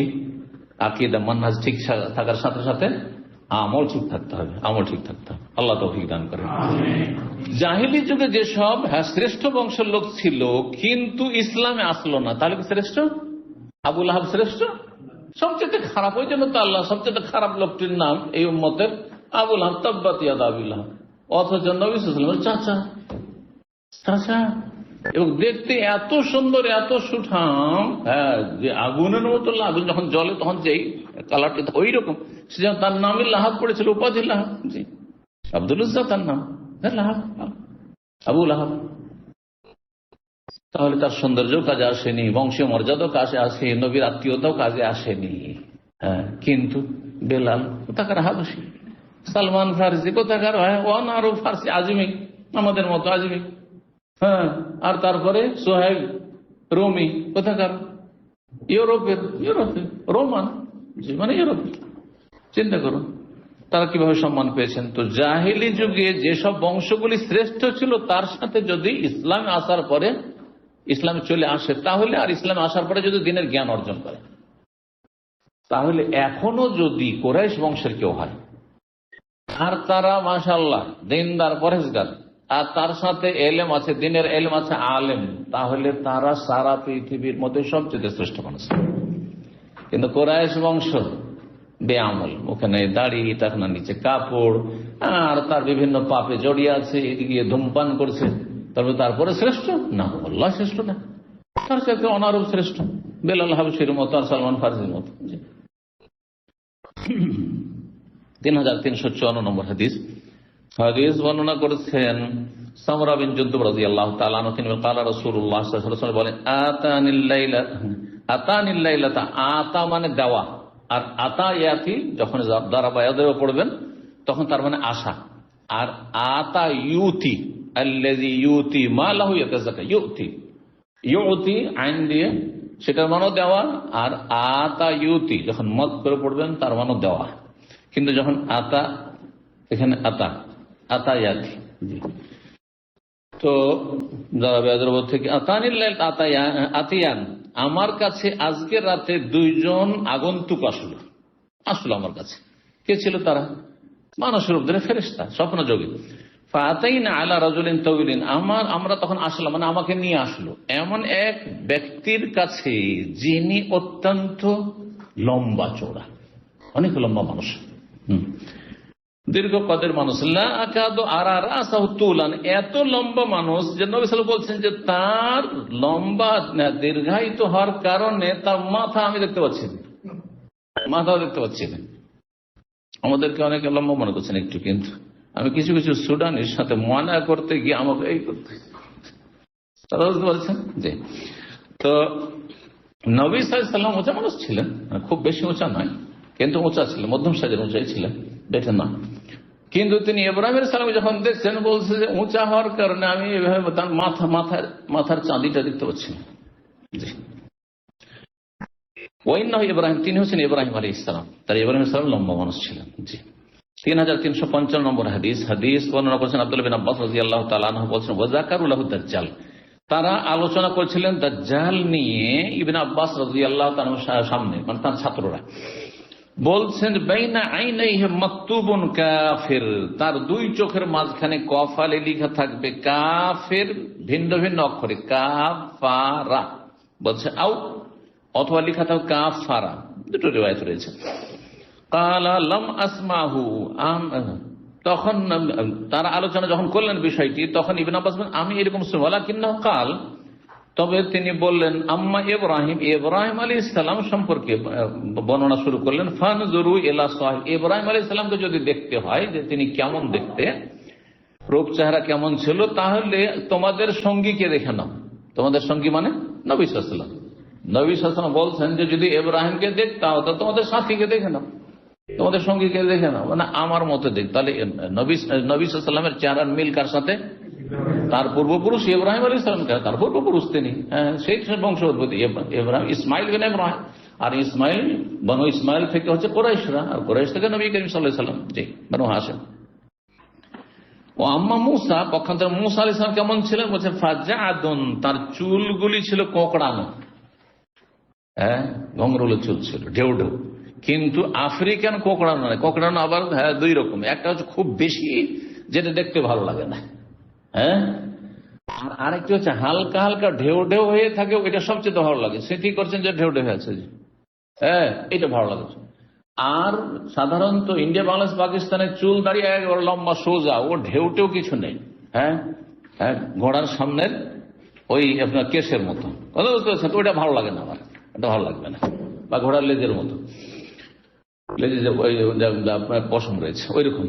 তো তাহলে একটা চুল হচ্ছে সাবতুন, একদম সোজা, ওতে কোন রকম ঢেউ নেই। আর একটা হচ্ছে একটু ঢেউ ঢেউ, হালকা কোঁকড়ানো, এটা বেশি সুন্দর। এইরকম ছিল নবী সাল্লাল্লাহু আলাইহি ওয়াসাল্লামের চুল, আর মুসা আলাইহিস সালামের চুল এরকমই ছিল। ফাজাদুন, চুল ছিল কোঁকড়ানো। আদম, এবং তিনি ছিলেন আদম। আদম মানে হচ্ছে সামলা, মানে একবারে ফর্সা নয়, সামলা। সামলা মানে আমাদের দেশের লোক কালোকে সামলা বলে, কিন্তু কালো সামলা নয়। আমার দেশে যেগুলোকে সামলা বলছেন সেগুলো আরবরা কি বলবে? কালো বলবে। কিন্তু আরবদের যে চেহারা, এই আরবরা আরবদেরকে তুলনা করেন লেবাননীদের সাথে, প্যালেস্টাইনিদের সাথে, বোঝা গেছে? তাহলে বুঝতে পারবেন দুটোকে একই রকম। কিছু আরব আছে, কারণ কিছু আরবদের মা বা দাদি বা উপরের নানি কেউ ওই আপনার হয়তো ফিলিস্তিনের অথবা আপনার লেবানন, সেই জন্য, কারণ এদের মধ্যে বিয়ে শাদী আগে থেকে চলে আসছে। কিন্তু আসল যারা আরব, যারা প্রাচীন আরব, এখানকার নবী সাল্লাল্লাহু আলাইহি ওয়াসাল্লাম বংশধর, তাদের রংটা ছিল আসলে আসমার, মানে সামলা টাইপের, একেবারে লেবাননীদের মতো নয়, শামীদের মতো নয়, সিরিয়ানদের মতো নয়, এরকম নয়। আর ইউরোপিয়ানদের মতো তো নয়, একদম শ্বেতাঙ্গ নয়, এরকম তো নয়। তো মুসা আলাইহিস সালামটা ছিল সামলা। আলা জামালিন আহমর, তাকে দেখলাম লাল উটের ওপর তিনি আরোহণ করে রয়েছেন। মখতুমুন বিখুলবাতিন, যে লাল উটের লাগাম লাগানো রয়েছে, কিসের? বিখুলবাতিন, খেজুর গাছের ছালের তৈরি করা রশি দিয়ে। সেই যুগে খেজুর গাছের ছাল দিয়ে রশি তৈরি করতো। আমাদের দেশে যেহেতু পাটের অভাব নাই, সেই জন্য পাটের সাধারণত হয়, পাটের রশি হয়, তাই না? পাটের দড়ি রশি হয়। কান্নি আনজুর ইলাইহি, যেন আমি দেখছি মুসা আলাইহিস সালামকে, ইন হাদারা ফিল ওয়াদি, তিনি যখন হাঁটছেন তো মনে হচ্ছে উপত্যকায় তিনি উঁচু জায়গা থেকে ঢালুর দিকে নেমে আসছেন। ঢালুর দিকে যখন মানুষ নামে তখন শরীরের ওপর ভাগটা কি ঝুঁকে যায়, ঝুঁকে যায়। আর ভদ্র হাঁটা হচ্ছে সামনের দিকে একটু ঝুঁকে হাঁটা, সামনে ঝুঁকে হাঁটা।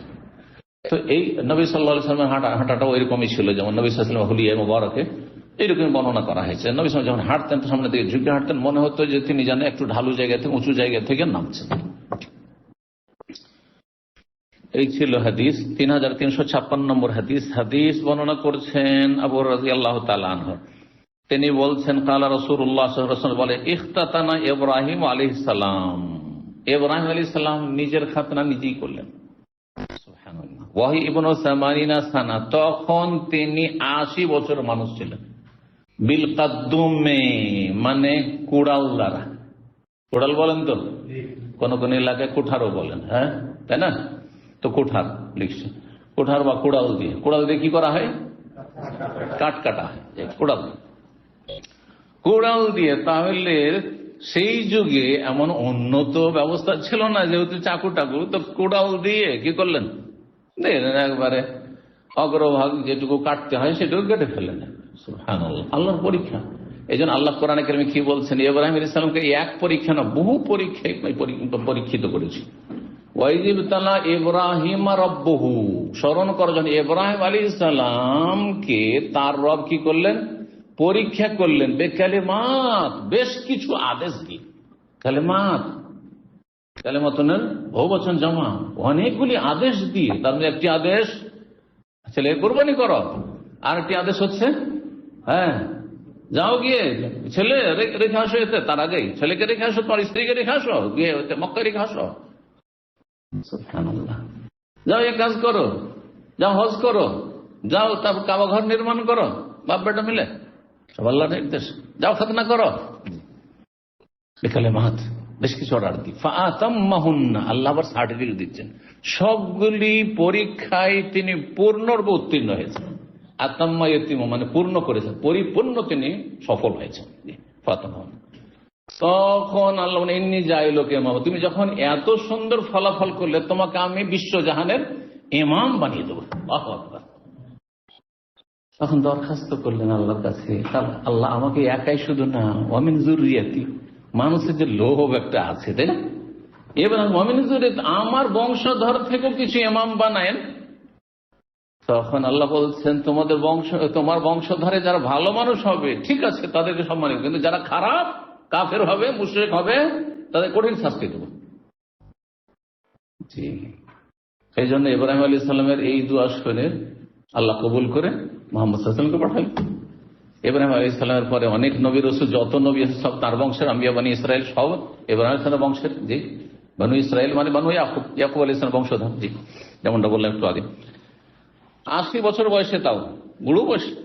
বিল কাদ্দুম, কাদ্দুমের তাহলে যেটি প্রসিদ্ধ ব্যাখ্যা করা হয়েছে, ভাষ্যকারগণ করেছেন সারেহীন, সেটি হচ্ছে এটি যে কুড়াল দ্বারা। আর কাদ্দুম কেউ কেউ বলেছেন না, কাদ্দুম নামক একটি জায়গা ছিল সেখানে, তো সেই সময় অবস্থান করছিলেন ফিলিস্তিনের কাদ্দুমে, আর বললেন যে তুমি কি করো, হ্যাঁ তোমার খাজনা করো। এখন আজকালকার মানুষ আল্লাহ এখন তো কবরে এক পা দিয়ে দিয়েছি, আর কি আর কষ্ট করব, হ্যাঁ এই সুগার আছে, আমার ঘা ভালো হবে না, হ্যাঁ কত অজুহাত শুরু হয়েছে তাই না, করেছেন যে বুড়ো বয়সে আল্লাহ কি একটু মাফ করে দাও, ছাড় দাও না। কাদ্দুম পড়া হয়েছে দুই রকম ভাবে, বিল কাদুমও পড়া হয়েছে মুখাফফাতুন, আর কেউ কেউ পড়েছেন কাদ্দুম, যেটা অধিকাংশরা কাদ্দুম পড়েছেন তাসদীদ দিয়ে। 3357 নম্বর হাদিস, আবু হুরায়রা রাদিয়াল্লাহু তাআলা আনহু থেকে বর্ণিত, তিনি বলছেন কালা রাসূলুল্লাহ সাল্লাল্লাহু আলাইহি ওয়াসাল্লাম বলেন, লাম ইয়াকযিব ইব্রাহিম ইল্লা সালাস, ইব্রাহিম আলাইহিস সালাম তিনটি মিথ্যা ছাড়া আর জীবনে কোনো মিথ্যা বলেন, আর দুটি একবারে পুরোপুরি আল্লাহর জন্য, আর একটি সেটিও আল্লাহর জন্যই, কিন্তু তাতে নিজেরও একটা অংশ ছিল, স্বার্থ পারিবারিক ছিল, সেই জন্য তিনি বলছেন না ওইটা আমি নিজের জন্য, বিশ্বাস বলেছেন ওইটা নিজের জন্য। আচ্ছা, তারপরে সেগুলি কি আসলে মিথ্যা ছিল না বাহ্যিক মিথ্যা ছিল, কিন্তু সেগুলি তৌরিয়া ছিল, আরবি ভাষায় তৌরিয়া। তৌরিয়া মানে এমন ভাষায় কথা বলা যে যাকে সম্বোধন করছেন সে অন্যরকম বুঝলো, কিন্তু আপনি অন্যরকম নিয়ত করেছেন, বোঝা গেছে? এমন ভাবে ভাষা বলা যার দুটোই অর্থ হয়, আপনি একটা নিয়তে বলেছেন সেটা মিথ্যা নয়, আর একটা বুঝে নিয়েছে আপনার শ্রোতারা বুঝেছে যেটা মিথ্যা হয়ে যাবে, আর এইটি হয়েছিল। এই জন্য আমার আজকাল ইংরেজি তো কি আছে, মিথ্যার দুই ভাগ আছে। হ্যাঁ, মিথ্যার দুই ভাগ জানেন না, যেমন টাকার দুই ভাগ আছে, ব্ল্যাক মানি আর হোয়াইট মানি, তোমার মিথ্যাও কি আছে, হ্যাঁ কালো মিথ্যা আর সাদা মিথ্যা, জানেন না এটা? না, এই তথ্য কালো মিথ্যা আর সাদা মিথ্যা। কালো মিথ্যা মানে আবার ডাহা মিথ্যা কথা বলেন না, ডাহা মিথ্যা কথা আর পুরোপুরি মিথ্যা কথা। তো ডাহা মিথ্যা আসলো কেন, তাহলে বোঝা গেল কিছু মিথ্যা আছে যেটা ডাহা নয়। তাহলে হ্যাঁ, সেটা হচ্ছে যে এদিক সেদিক ঘুরিয়ে পেয়েছে কথা বলা। যেমন আপনার কাছে এমন লোক টাকা ধার চাইছে, যেই লোক জানছেন হাত ভরে টাকা পয়সা দিবেন না, এর আগে দিয়েছি ফেসেছি, অথবা দেওয়া যাবে না, হ্যাঁ একে ইত্যাদি। সুতরাং আপনাকে বলছে ভাই আমার কাছে টাকা আছে একটু দিতে পারবেন, তা আমরা পকেটে নেই কিন্তু ব্যাংকে আছে অথবা বাসায় আছে। কি বলছেন? আমার কাছে টাকা নেই, আমার কাছে টাকা নেই। আপনি নিয়ত করলেন আমার কাছে নেই মানে আমার পকেটে নেই, কিন্তু ব্যাংকে আছে, বাসায় আছে, ওটা তো আমি ওই সম্পর্কে কিছু বলিনি। কিন্তু সে বুঝলো কি যে আমার কাছে টাকা নেই মানে আমার মালিকানাধীন টাকা নেই, বোঝা গেছে না? এটার নাম তৌরিয়া। এটা সাদা ডাহা মিথ্যা নয়, এটা ডাহা মিথ্যা কথা আছে আপনার অঞ্চলে না নেই? আছে, আছে। তো ডাহা মিথ্যা নয়। তাহলে তো যদি দেখা যায় যে কোথায় ক্ষতি থেকে বাঁচতে হবে তাহলে কি করতে হবে, এরকম তৌরিয়া করা যাবে, সেটাকে আরবি ভাষায় তৌরিয়া মানে ঘুরিয়ে পেঁচিয়ে কথা বলা। জি, ইব্রাহিম আলাইহিস সালাম তাই করেছিলেন। দেখেন হাদিসটাতে কি আছে, 3358-তে সেই কথাগুলি বিস্তারিত এসেছে। বলছেন আবু হুরায়রা রাদিয়াল্লাহু তাআলা আনহু, লাম ইয়াকযিব ইব্রাহিম আলাইহিস সালাতু ওয়াস সালাম ইল্লা সালাসা কাযিবাত, ইব্রাহিম আলাইহিস সালাম তিনটি মিথ্যা ছাড়া জীবনে কখনো মিথ্যা বলেননি। সিনতাইনা মিনহুন্না ফি যাতিল্লাহি আযজা ওয়া জাল, দুটি মিথ্যা তো ছিল আল্লাহর জাতের জন্য। ফাকাল, একটিতে বলে ইন্নী সাকিম, তাকে ওই মূর্তি পূজার জন্য ডাকছিল, চলো মেলায় যেতে হবে, তো আল্লাহর জাতের জন্য মানে আল্লাহর তৌহিদের হেফাজতের জন্য, তৌহিদ প্রতিষ্ঠার জন্য তিনি বলছেন আমি অসুস্থ আছি। কারণ সুস্থ বললে তোকে ধরে নিয়ে যাবে, জবরদস্তি ধরে নিয়ে যাবে, আমি অসুস্থ, বুঝছেন? তো মিথ্যা কথা, মিথ্যা বললেও যদি শিরক থেকে বাঁচার জন্য মিথ্যা বলে শিরকের গুনাহ বেশি বড় গুনাহ, সুতরাং মিথ্যা কথা। যেমন পুজোর চাঁদা, ইন্ডিয়াতে মাঝে মাঝে পুজোর চাঁদা এখন তো একটু কমেছে, একসময় ছিল জবরদস্তি, মুসাফির বাইরে মানুষ জবরদস্তি গাড়ি ঘেরাও করেছে, পুজোর চাঁদা চাইছে। আমি ওইরকম একবার টমটমে যাচ্ছি, আর ওইরকম তো এক জায়গাতে কিছু বন্ডা পন্ডা এসে ঘেরে নিল, আর টমটম সবার কাছ থেকে নিচ্ছে, সমস্ত মুসলিম 1 টাকা 2 টাকা 5 টাকা সব দিয়ে দিল। আজকে থেকে অনেকদিন আগের কথা, কিন্তু আমি মদিনা আসার মেলা আগে, আমার তখন আমার যৌবনকালে সুদাওরা ফারেক হয়েছি মাত্র, একটা মাদ্রাসার শিক্ষক ছিল। তো সুবহানাল্লাহ, আমি চিন্তা করি সবাই দিয়ে দিল, হিন্দু দিল, মুসলিমও দিল, সবাই দিল, এখন আমি কি করি? আল্লাহ আল্লাহ করছি, জিকির আজকার করছি, তার মধ্যে আমার কাছে এসে বলে শেষ কেন আমাকে বলছে, কারণ দাড়িওয়ালা দেখছি আমি, যুবক মানুষ আর দাড়ি তখন, কারণ বয়স আমার 20-21, এর বেশি হবে না, 20 অথবা 21, কারণ 18-19 বছর বয়সে দাওরা ফারেক গেছি আমি প্রথম বুখারী পড়ে। তো আমি বললাম যে আমার কাছে দেওয়ার মতো পয়সা নেই, আমার কাছে আছে 10-20 টাকা আছে, যেটা যে সফরে যাচ্ছে ওখানকার জন্য, কিন্তু আমার কাছে দেওয়ার মতো পয়সা নেই।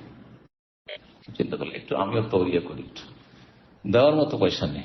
নাই বললো তো যদি পকেট সার্চ করে, দেওয়ার মতো নেই, কারণ আমি যাচ্ছি দূরে, প্রয়োজন আছে টাকা।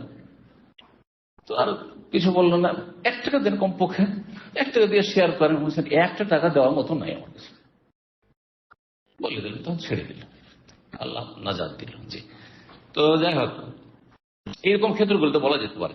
সূরা সাফাত আয়াত নম্বর 89, আর আরেকটি সূরা আম্বিয়াতে রয়েছে আয়াত নম্বর 63, বাল ফাআলাহু কাবীরুহুম হাযা, যখন ইব্রাহিম সমস্ত মূর্তিগুলোকে ভেঙে দিয়ে ওই কুড়ালটাকে কোথায় রেখেছিলেন?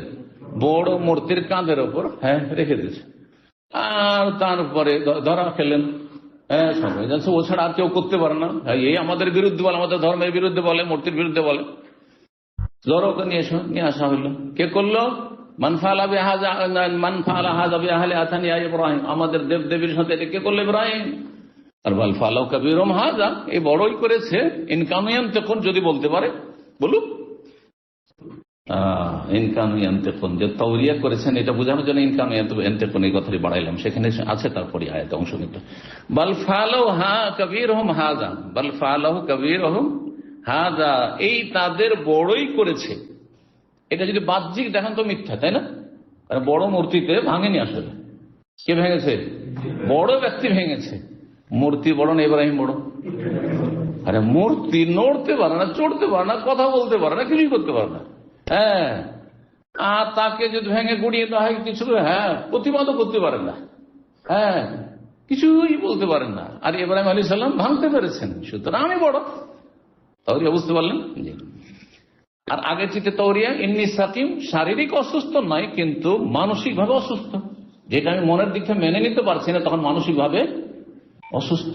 কারণ পরিবারে এমন কিছু ঘটছে যেটা আপনার মনের খেলাফ, আপনার মর্জির খেলাফ, পারছেন না সামলাতে, ছেলে মেয়েরা বড় হয়েছে, অনেক সময় বা স্ত্রীর অবাধ্য সামলাতে পারছেন না, তখন কি আমি মানসিক দিক থেকে অসুস্থ আছি। ভাই আসলে তো অসুস্থ না, বলছেন না ভাই আমি অসুস্থ, কি অসুস্থ? মানসিক অসুস্থ। ইব্রাহিম আলাইহিস সালাম মানসিক অসুস্থ, সব কাফের মুশরিক, গোটা এরাকে একজন মুওয়াহিদ মুসলিম নেই, একা আমি মানসিক অসুস্থ। তাহলে তাওরিয়া হইল, তা আসলে ডাহা মিথ্যে ছিল না। আসলে দুটো রয়ে গেল, তবে তিনি তৃতীয়টি আসছেন। ওয়াকালা, তৃতীয়টি ছিল বাইনা হুয়া যাতা ইয়াউমিন ওয়া সারা, একদিন তিনি এবং তার স্ত্রী সারা সহধর্মিনী যাচ্ছিলেন সফরে। ইজ আতা আলা জব্বারিন মিনাল জাবাবের, একজন জালেম শাসকের এলাকা দিয়ে অতিক্রম করলেন। ফাকিলা লাহু, তখন এই জালেম শাসককে তার চেলারা যে ছিল, তারা গিয়ে খবর দিল, ইন্না হাযা রাজুলুন মাহু ইমরাতুন মিন আহসানিন নাস, এই লোক বাইরে থেকে এসেছে, তার সাথে একজন মহিলা আছে, মিন আহসানিন নাস, দুনিয়ার সমস্ত মানুষের মধ্যে অতি সুন্দরী, মিন আহসানিন নাস, বড়ই সুন্দরী। আর এই বদচরিত্র লম্পট রাজার বদভ্যাস কি ছিল? কোন সুন্দরী যদি পায়, আর সেটা সেই সুন্দরী যদি থাকে তার ভাইদের সাথে বা বাবার সাথে, তাহলে তো জীবন রক্ষা পাবে ভাই বাবার, যে এরা শালা হইল, শালা কুটুম আর শ্বশুর। কারণ শালা কুটুম আর শ্বশুর কুটুমটা খুব মিষ্টি, হ্যাঁ, ভাই বোনকে ভুলে যাচ্ছে, বলছেন না? আপনাদের অধিকাংশ কিন্তু ভুলা, রাগ করবেন না। কিন্তু যদি একদিকে শালা হয়, শালি হয়, আর আরেকদিকে বোন হয় আর ভাই হয়, ইল্লা মাশা আল্লাহ, আগে এই শালা শালিকে নিয়ে আসতে হবে। কারণ হোম মিনিস্টারকে চাপ, হোম মিনিস্টার ঘর থেকে চাপ দিয়েছে, মাঝে মাঝে খালি ঘুরতে, নিয়ে যাও আমার ভাইটাকে নিয়ে যাও, আমার এই করো। হ্যাঁ, সুতরাং ওই দিকে টান বেশি, দুর্বল হয়ে যাচ্ছেন, ওইখানে দুর্বল হয়ে যাচ্ছে ইমানের দুর্বলতার কারণে। রাগ করবেন না, আপনাদের মানে আপনাদের সবাইকে বলছেন এটা, এইগুলো স্বীকার করে বললাম। কিন্তু আপনাদের মানে জাতি, আমার জাতি, জি, বাংলা ভাষাভাষী অধিকাংশ দেখবেন আপনি পরিবারে ভাইয়ের খোঁজ নাই, বোনের সাথে কোনো ভালো সম্পর্ক নাই, কিন্তু এই শালিকে নিয়ে সব ধুমধাম। আর ওই ভাইরাকে নিয়ে ধুমধাম, আর তারপরে ওই শালাকে নিয়ে সম্বন্ধীকে নিয়ে ধুমধাম। জি, আল্লাহ হেদায়েত দান করুন। তো যাই হোক, কথা লম্বা হয়ে যাচ্ছে, হাদিসটা শেষ করি। তো এ করতো কি, যদি শালা শ্বশুর থাকে, তার মানে ওই মহিলা যদি বাপ ভাই থাকে তাহলে তো বাঁচবে। আর যদি বলে আমি স্বামী মহিলার, তাহলে স্বামী থাকতে কি করে একে হরণ করব, হ্যাঁ, আর একে আমি আমার ঘরে নিয়ে আসবো। সুতরাং একে আগে খুন করো, তার স্বামীকে খুন করো, হত্যা করবো। তো ইব্রাহিম আলাইহিস সালাম যদি বলেন যে আমি এর স্বামী, তাহলে তো মেরে দেবে। সুতরাং তিনি কি করলেন জান বাঁচাবার জন্য? বললেন যে সারা হচ্ছে আমার বোন। বোন, তাহলে তো অসুবিধা নেই, তুমি বসো, হ্যাঁ, আমার কাছে আসলে হলো তোমার বোন। বুঝতে পারছেন? এই ছিল তার অসৎ চরিত্র। তো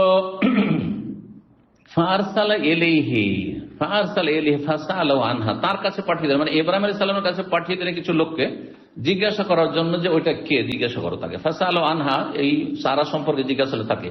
ফাকাল মান হাযিহি, এই মহিলা কে তোমার সাথে? কালা উখতি, আমার বোন, দিনী বোন। তৌরিয়া হয়ে গেল, তাহলে মিথ্যা কথা, ডাহা মিথ্যা কথা হলো না। স্ত্রীকে তিনি বোন বলতে পারেন, জায়েজ রয়েছে। ইন্নামাল মুমিনুনা ইখওয়া, ভাই বোন। জি, সারার কাছে আসলো। ফাকাল ইয়া সারা, তাড়াতাড়ি করে সারার কাছে আসছে, আমি কিন্তু বলে দিয়েছি যে তুমি আমার বোন, আবার ওখানে গিয়ে বললাম যে আমার স্বামী, তাহলে দুই রকম হইলে তো গেলাম, হ্যাঁ, কঠিন শাস্তি, মেরে ফেলবে আমাকে। ইয়া সারা লাইসা আলা ওয়াজহিল আরদি মুমিনুন গায়রি ওয়া গায়রাকি, আমার আর তোমার ছাড়া এই ভূপৃষ্ঠে, এই দেশে কোন মুমিন মুসলিম নেই, আর মুমিন মুসলিম ভাই ভাই। সুতরাং আমি তোমাকে বোন বলেছি, তুমি আমাকে বলবে, যদি জিজ্ঞাসা করে বললো যে আমার ভাই ওঠে। ফালা তুকাযযিবিন ওয়া ইন হাযা সাআলানি আনকি, আর এই রাজা, আর এই রাজার যারা চেলা, তারা আমাকে জিজ্ঞেস করছিল তোমার সম্পর্কে, যে আমি কে বা এটা কে। আকবার, তো তাদেরকে জানিয়েছি, আন্নাকে উখতি, যে তুমি আমার বোন। ফালা তুকাযযিবিন, আমাকে মিথ্যা প্রতিপন্ন করিও না, মিথ্যা সাব্যস্ত, মিথ্যুক সাব্যস্ত করে দিও না। ফারসালা ইলাইহা, তার কাছে পাঠিয়ে দিল লোক, ধরে নিয়ে আসো মহিলাকে। ফালামা দাখালাত আলাইহি, তাকে নিয়ে গিয়ে রাজার ঘরে পেশ করা হলো। যাহাবা ইয়াতানাওয়ালুহা বিয়াদি, তার দিকে হাত বাড়াইতে গেছে, তার গায়ে নাজায়েজ হাত দিতে গেছে। ফাউখিযা, তখন তাকে আল্লাহর পক্ষ থেকে ধরে নেওয়া হয়েছে, পাকড়াও করা হয়েছে। কোন আযাব যেন তার গলাকে চিপে ধরেছে, হ্যাঁ, গলাকে চিপে ধরেছে। ফাকালা, তখন সে ভয় পেয়েছে, বলছে উদ ইল্লাহ আলী, আমার জন্য। তখন সারাকে বলছে তুমি আল্লাহর জন্য দোয়া করো, ওয়ালা আদুর, তোমার আর কোনো ক্ষতি করবো না, তুমি দোয়া করো। বুঝতে পেরেছি যে কোনো নেক মেয়ে আছে যার গায়ে হাত দিতে পারছে। আমি কত মেয়ের ইজ্জত নষ্ট করেছি, আমি এইভাবে দর্শন করেছি। ফাদাতিল্লাহ, আল্লাহর কাছে দোয়া করলেন। ফাউতলেকা, তখন তাকে ছেড়ে দেওয়া হলো, যেন গলা টিপে ধরে নিয়ে তাকে ছেড়ে দেওয়া হলো। সুম্মা তানাওয়াল, দ্বিতীয়বার আবার হাত বাড়িয়ে গেছে তার গায়ের দিকে। ওকে জামিসালা, ওই রকমই তাকে পকড়াও করা হয়েছে। আও আশা, তার চেয়ে কঠিন শক্ত করে পকড়া করা হয়েছে ফেরেশতাদের পক্ষ থেকে। ফাকালা, তখন আবার বলছে ওই জালেম রাজা, উদ ইল্লাহ আলী, আমার জন্য দোয়া করবো, আল্লাহ আদুরকে, তোমার কোনো ক্ষতি করবো না। ফাদাতিল, আল্লাহর কাছে দোয়া করলে যে আল্লাহ এই জালেমকে তুমি ছেড়ে দাও, এই জালেমকে তুমি এভাবে ধরিও না। ফাউতলেকা, তাকে ছেড়ে দেওয়া হলো। ফাদা বাজা হাজাবাতেহি, আর তার ঘরে তার কিছু দারবান, হাজেবের বহু হাজাবা, তার কিছু দারবানকে ডাকলো আর বললো যে ইন্নাকা লাম তাতিন বিইনসান, এসে তোমরা যে নিয়ে এসছো এই মহিলাকে, এটা তো মানুষ না, এটা মানুষ না। ইন্নামা আতাইতিন বিশাইতান, এটা তো শয়তান মহিলাকে নিয়ে এসছো, কোন শয়তান, এটা মানে জিনকে নিয়ে এসছো। এটা জিন কেন বললো? কারণ যদি বলে ফেরেশতা, তাহলে তার সম্মান বেড়ে যাবে, সম্মান বাড়াতে চাই না, এই জন্য কি করছে, খারাপ নামে আখ্যায়িত করেছে। এটা মানুষ নিয়ে আসেন, মানুষ নিয়ে আসলে তো গায়ে হাত দিতে পারতাম, তো গায়ে হাত দিতে পারছি না, তার মানে কি এটা জিন, শয়তান, এটা শয়তান মহিলা, জি, জিন্নিয়া। তারপর বলছে ফাখদামা হাজার, এতে কি হলো, সে সারাকে খুশি করার জন্য তাকে উপঢৌকন কি দিল, হাদিয়া গিফট দিল। কি গিফট? তখনকার যুগে দাসী দেওয়া হইতো, দাসী সব রকম গিফট হতো, তার মধ্যে দাসীয় গিফট দেওয়া হইতো। হাজার নামক এক মহিলা, আসলে হাজার আমাদের দেশের লোকেরা বিকৃত করে হাজিরা বলে, বিবি হাজিরা। হাজার নামক মহিলাকে গিফট করা হলো। ফাতাথু, আর তারপরে তার কাছে আসলেন সারা রাদিয়াল্লাহু তাআলা আনহা। কার কাছে আসলেন? স্বামীর কাছে, ইব্রাহিম আলাইহিস সালামের কাছে। ওয়া হুয়া কায়িমুন ইউসাল্লি, তখন দেখছেন যে এসে স্বামী নামাজ পড়ছে, সালাত পড়ছেন, আল্লাহর কাছে রাখছেন যে আল্লাহ যেন আমার স্ত্রীকে আল্লাহ রক্ষা করে, দোয়া করছেন, সালাত আদায় করছেন। এটা বোঝা যাচ্ছে যে কোন বিপদ আপদে সংকটের মুহূর্তে সালাতের দিকে ঝাঁপ দিতেন না। ফাজাইলাস সালাহ, নবী সাল্লাল্লাহু আলাইহি ওয়াসাল্লাম যখন এরকম কোন উদ্বেগ হইতো ঝাঁপিয়ে পড়তেন সালাতে। ফাআমা বিয়াদিহি, তারপরে সালাত অবস্থাতে ইশারা করছেন, কার কি অবস্থা, কি হয়েছে না হয়েছে, হাতের ইশারা করছেন। তো বুঝান সালাত অবস্থায় ইশারা প্রয়োজনে ইশারা করে যায়। মাহিয়াম মানে কি ব্যাপার, কি হইল, কি অবস্থা তোমার? কালা, তখন সারা বলছে রাদ্দাল্লাহু কাইদাল কাফির আবিল ফাজির, কাফের পাপিষ্টের ষড়যন্ত্রকে আল্লাহ নস্তাত করেছেন, প্রতিহত করেছেন। রদ্দা প্রতিহত করেছেন। ফিনাহরিহি, তার দিকে, তার সিনার দিকে। ওয়াখদামা হাজার, অতিরিক্ত আল্লাহ হাজারকে খাদেমা হিসেবে আল্লাহ দিয়েছেন, দাসী হিসেবে আমাদেরকে দিয়েছেন। আল্লাহ তাকে বলছে তো গিফট দিয়ে কিছু। দেখেন কিভাবে আল্লাহ রাব্বুল আলামিন মানুষের কলবের মালিক। আবু হুরায়রা বলছেন তারপর তিলকা উম্মুকুম ইয়া বানিস সামা, বানি মাইস সামা, হে আকাশের পানির বংশধর, এই হাজার হচ্ছেন তোমাদের মা। হে আকাশের পানির বংশধর, পানির সন্তানরা। বানি বানিন ছিল আসলে, এজাফতের জন্য নুনটা কি হয়েছে, হযফ হয়ে গেছে। হে আকাশের পানির সন্তানরা, ইনি হচ্ছেন তোমাদের মা। কে? হাজার। এই যে খাদেমা হিসাবে, দাসী হিসাবে এই জালেম শাসক দিল সারাকে, আর তারপরে সারাকে যখন দেওয়া হলো, তো সারা খুশিতে তার স্বামীকে গিফট করলেন। ইব্রাহিম, স্বামীকে তোমাকে গিফট করলাম।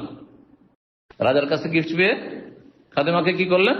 দাসীকে গিফট করে দিলেন স্বামীকে। তখন স্ত্রী হচ্ছেন সারা, আর হাজার হচ্ছেন তাহলে দাসী। দাসী আর দাসীর সাথে সহবাস জায়েজ রয়েছে, যেমন স্ত্রীর সাথে রয়েছে। আল্লাহ রাব্বুল আলামিন কোরআনে কারীমে বর্ণনা করেছেন, ইল্লা আলা আজওয়াজি ওয়া মা মালাকাত আইমানুহুম ফাইন্নাহুম গায়রু মালুমিন, সূরা মুমিনুন। কিন্তু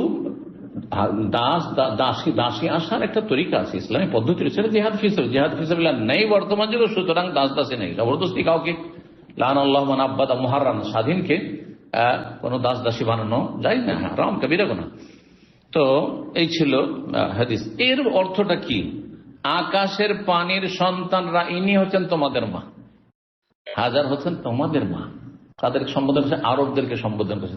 আরবরা আকাশের পানির বংশধর বা পানির সন্তান। এর মানে কি?